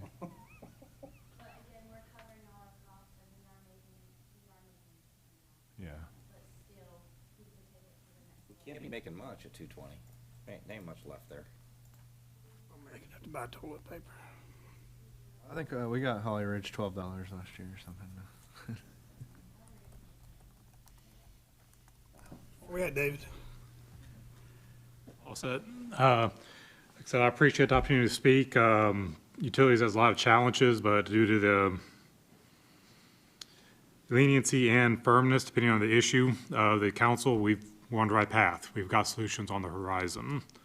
Most of the capital projects are tied up with the system development fees, which do not operate off the fiscal year budgets. That's perpetual budgets, so we won't be covering a lot of those. But the operations budgets, what we talk about now. Just to refamiliarize yourselves with the structure, we're a little different. With the enterprise fund, the utilities made up of 4 divisions: administration, water treatment, wastewater treatment, collections. We also manage the stormwater line item of the PAL bill and the public works line item, which is out of the general fund. Major themes throughout the budget. We're looking at 28% increase in inflation from 2021 through 2024. We're trying to account for that, and a lot of the increases you see are for that reason. Training and travel. That keeps on being a theme within the utility department. The increase to encourage training and advancement through the ranks of the utility department. Through attrition, this department has consolidated the majority of its certifications with senior staff. This leaves the town vulnerable to having not enough certified employees in the next generation of leadership in the utilities. To put that frankly, is a lot of younger guys, I need to get a lot of schooling to be able to replace some of the guys that have been here a while. That's not as happening as fast as we like, so we're trying to put a little bit more of a carrot out there for them to do it. Administration division consists of 3.5 employees and manages the billing, personnel, long-range and short-range planning, and GIS and data work. The half a employee is Rocco. He's housed in the planning department, but half his time goes to us. The major change you see in this division is a slight increase in order to pay for our consulting firm. They've been worth every cent, in my opinion. They've helped us get a lot of grants and advocates on our behalfs with those who they need to. Training and travel, of course, as well as a minor increase in supplies. Water treatment plant consists of 1 employee, with currently 2 other employees from other divisions beginning to cross-train. This is one of the positions I talked about currently. Andy's been a great employee. He's got 20-plus years in. He could retire now if he wanted to, but if you want to get to 430, we only got a couple years to replace him. It takes about 5 years to get somebody trained all the way up to replace a B-well operator. Traditionally in the past, whenever we've got somebody partially trained, they go somewhere else. So we do have 2 other people from other divisions starting that process. This division manages all Surf City water, maintenance of the SCADA system, and maintenance of infrastructure associated with the water treatment. Like I said, training and travel has been increased because we really need to get somebody to back him up should he decide to leave. The maintenance of the vehicle has increased due to the age of the water treatment plant truck. It's a 2006 Ram. And supplies and chemicals were increased due to inflation. And we're treating more water, but mainly due to inflation. Wastewater treatment division consists of 5 employees and is responsible for treating all of Surf City wastewater and maintaining all the land. There's a lot of land out there if you're not familiar. Contracted services has been increased to allow for more sludge hauling. That's for 2 reasons. We're treating more sewer, but also we're trying to get a cleaner effluent so we can qualify for some of these disposal options. Maintenance repair of fields and supplies were both increased due to inflation. Collection distribution, the division consists of 7 employees and maintains all the infrastructure that does not involve plant operations. This includes 52 pump stations, 5 wells, 3 water towers, 4,700 water services, 4,800 sewer connections, and about 120 miles of buried pipe. Training and travel has been increased.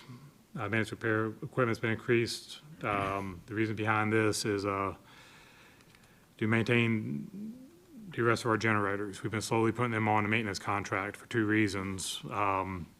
We're not diesel mechanics. We could try to do what we can with them, but we do not have the expertise to work on diesel engines and the electrical components that go with. But also, when it comes to FEMA reimbursement, if we have a maintenance contract, it makes it a lot easier to show that we are maintaining these and that they are up to speed and they are being used. Maintenance repair of hydrants. This was kept the same. It's a large amount. We did not enact a program in fiscal year 22-23. We're going to try to do it this year. It comes down to a problem with logistics. All the old 1968 hydrants, about a third of them that are in our system, do not have valves on them. So should we need to change those out, which we will need to change them out eventually because we can no longer buy parts for them, we'll have to shut down whole neighborhoods at a time and put up boil water advisories for everyone we change out. We are looking into technology to do it's called an inserter valve. We have not found the exact type of machine that would do it and we could trust it. That's why the delay, why we didn't do it last year. Fuel and supplies were increased due to inflation. Capital outlay equipment, these are 2, I guess, capital budget items. A sewer camera. The existing one we have, we purchased in 2008. We can no longer get it repaired. We've been fixing it. I guess that's 16 years now. Been fixing it as we go. We can no longer get it fixed. So we're looking to purchase a new one.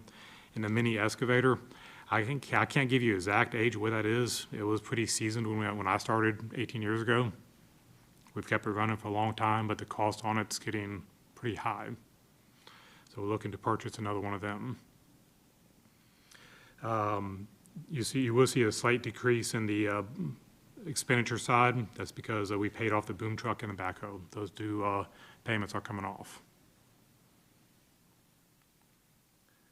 Revenues. As you may know, the utility department tracks its own revenues.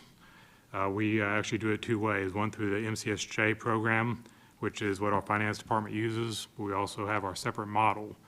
That way, we have 2 different sources to look at revenues. Our model has a predicted utility revenue of $7.1 million. 2.8 of that is water, 4.2 of it is sewer. If you want to look at our revenues minus our expenditures, you can look in the line items for reserves under the administration. That is how much we have left over after our expenditures. And I'd be glad to read those numbers out if you like. But I'm available for questions if you need.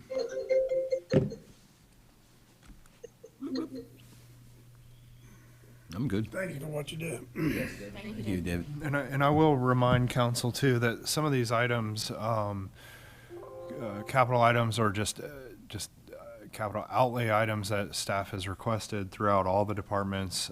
We were able to put together a appropriations request to the state, to our representative Smith. So if some of those get put into the budget, we'll be able to show revenues from those appropriations, such as the camera equipment here, a drone somewhere else. You know, so there are a few of these items. I cannot report back to you yet as far as if we will get those. So just want to give you that update. Thank you. Thank you. Thank you. Anything else? Kyle, you good? Yeah, just real quick on kind of parting comments real quick. So you know, I'm working with Melissa very closely right now to do revenue projections and get those honed in. A couple of things that, you know, we're certainly keeping an eye on is this consistent revenue that we receive through ABC fund distribution. I'm gonna anticipate not really seeing any of that revenue. That's a little over $100,000. You know, we got to keep an eye on the economy and what's going on out there, because, you know, the theme of, you know, sort of what we're seeing is the cost of doing business has really escalated this year, and we are really seeing that. So, you know, we'll continue to work on this stuff. I think, you know, what wasn't mentioned, we're looking at a fee increase in community development. Those fees have not been touched since 2008, so they've put together an analysis on that. But also at the same time, you know, our development is going to severely be reduced with sewer capacities. So certain revenues that we have seen grow, we may see come to a halt. So just want to keep everybody mindful of that. You know, I come into these things mostly with doom and gloom, because everything that gets presented or requested cannot be funded. It just cannot. Not with keeping the tax rate where it is, and not making major adjustments to other fees like water and sewer this year. So keep that in mind. You know, we also have looming major beach project that's out there. We got to make sure that we're keeping that at the forefront, and we'll know where we're at financially. I feel like for a long-term outlook once that project gets completed, because we put in place revenues from paid parking that, you know, can go to general governmental expenses, but I'm extremely reluctant and would highly recommend against touching any of that stuff to fund some of these nicety things that we want to see until we get that beach project completed. But, you know, in the back of my mind, we need to, you know, keep that focus, and hopefully we'll come out on the good on that. But One thing, Kyle, a lot of vehicles was mentioned today. Have we still pursued, or have we looked back into a fleet management type thing to see if we're anywhere close to where that could equal out and maybe save money or? Yeah, absolutely. So that's one thing, again, Melissa and I are starting to talk about is, you know, can we save money through enterprise lease system? You know, a lot of our vehicles are specialized vehicles. Just take the police department out, because that's specialized. Yeah, yeah. As far as the rest of the town departments, you know, we should be able to set up, if they've got it, it's reasonable, a fleet. Yeah, and it just depends on volume as far as what we can get on a monthly rate on something.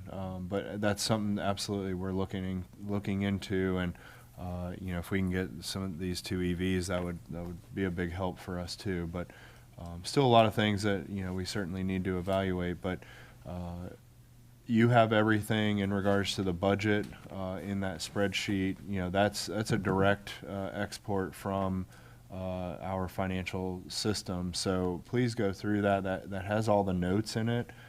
Again, I know we didn't go specifically line item by line item, but if you have questions, just let me know so that I can provide those answers, because it's a lot, you know, that goes into us. So. Yes, absolutely. And then you will see by the next budget meeting that we have in April, you know, that full budget book that will talk about all these other funds and more narrative. But we'll clean up that budget export and get that back out to you so you can look at that. So. When is the next inter-county They do theirs every 8 years. I believe they did it in 18, if I'm not mistaken. So they're probably looking at 26, or yeah, they might start in 25, but yeah, 26. But I would anticipate, you know, that going up. And you know, our levy now, you know, is at about 180,000 per penny, you know, for the tax rate. So that's grown about $30,000 just since I've been here for 3 years. So we continue to see that growth, but you know, that's kind of where we're at. I appreciate department heads, the ones that have been able to stick Thank you. around and Thank you. get through this. I so. want to go to lunch too. Look at them. Brian, you got anything? All right. Thank you for everyone's hard work. Do you have a motion to adjourn? So moved. Second? I'll second it. All those in favor, motion carried. For council,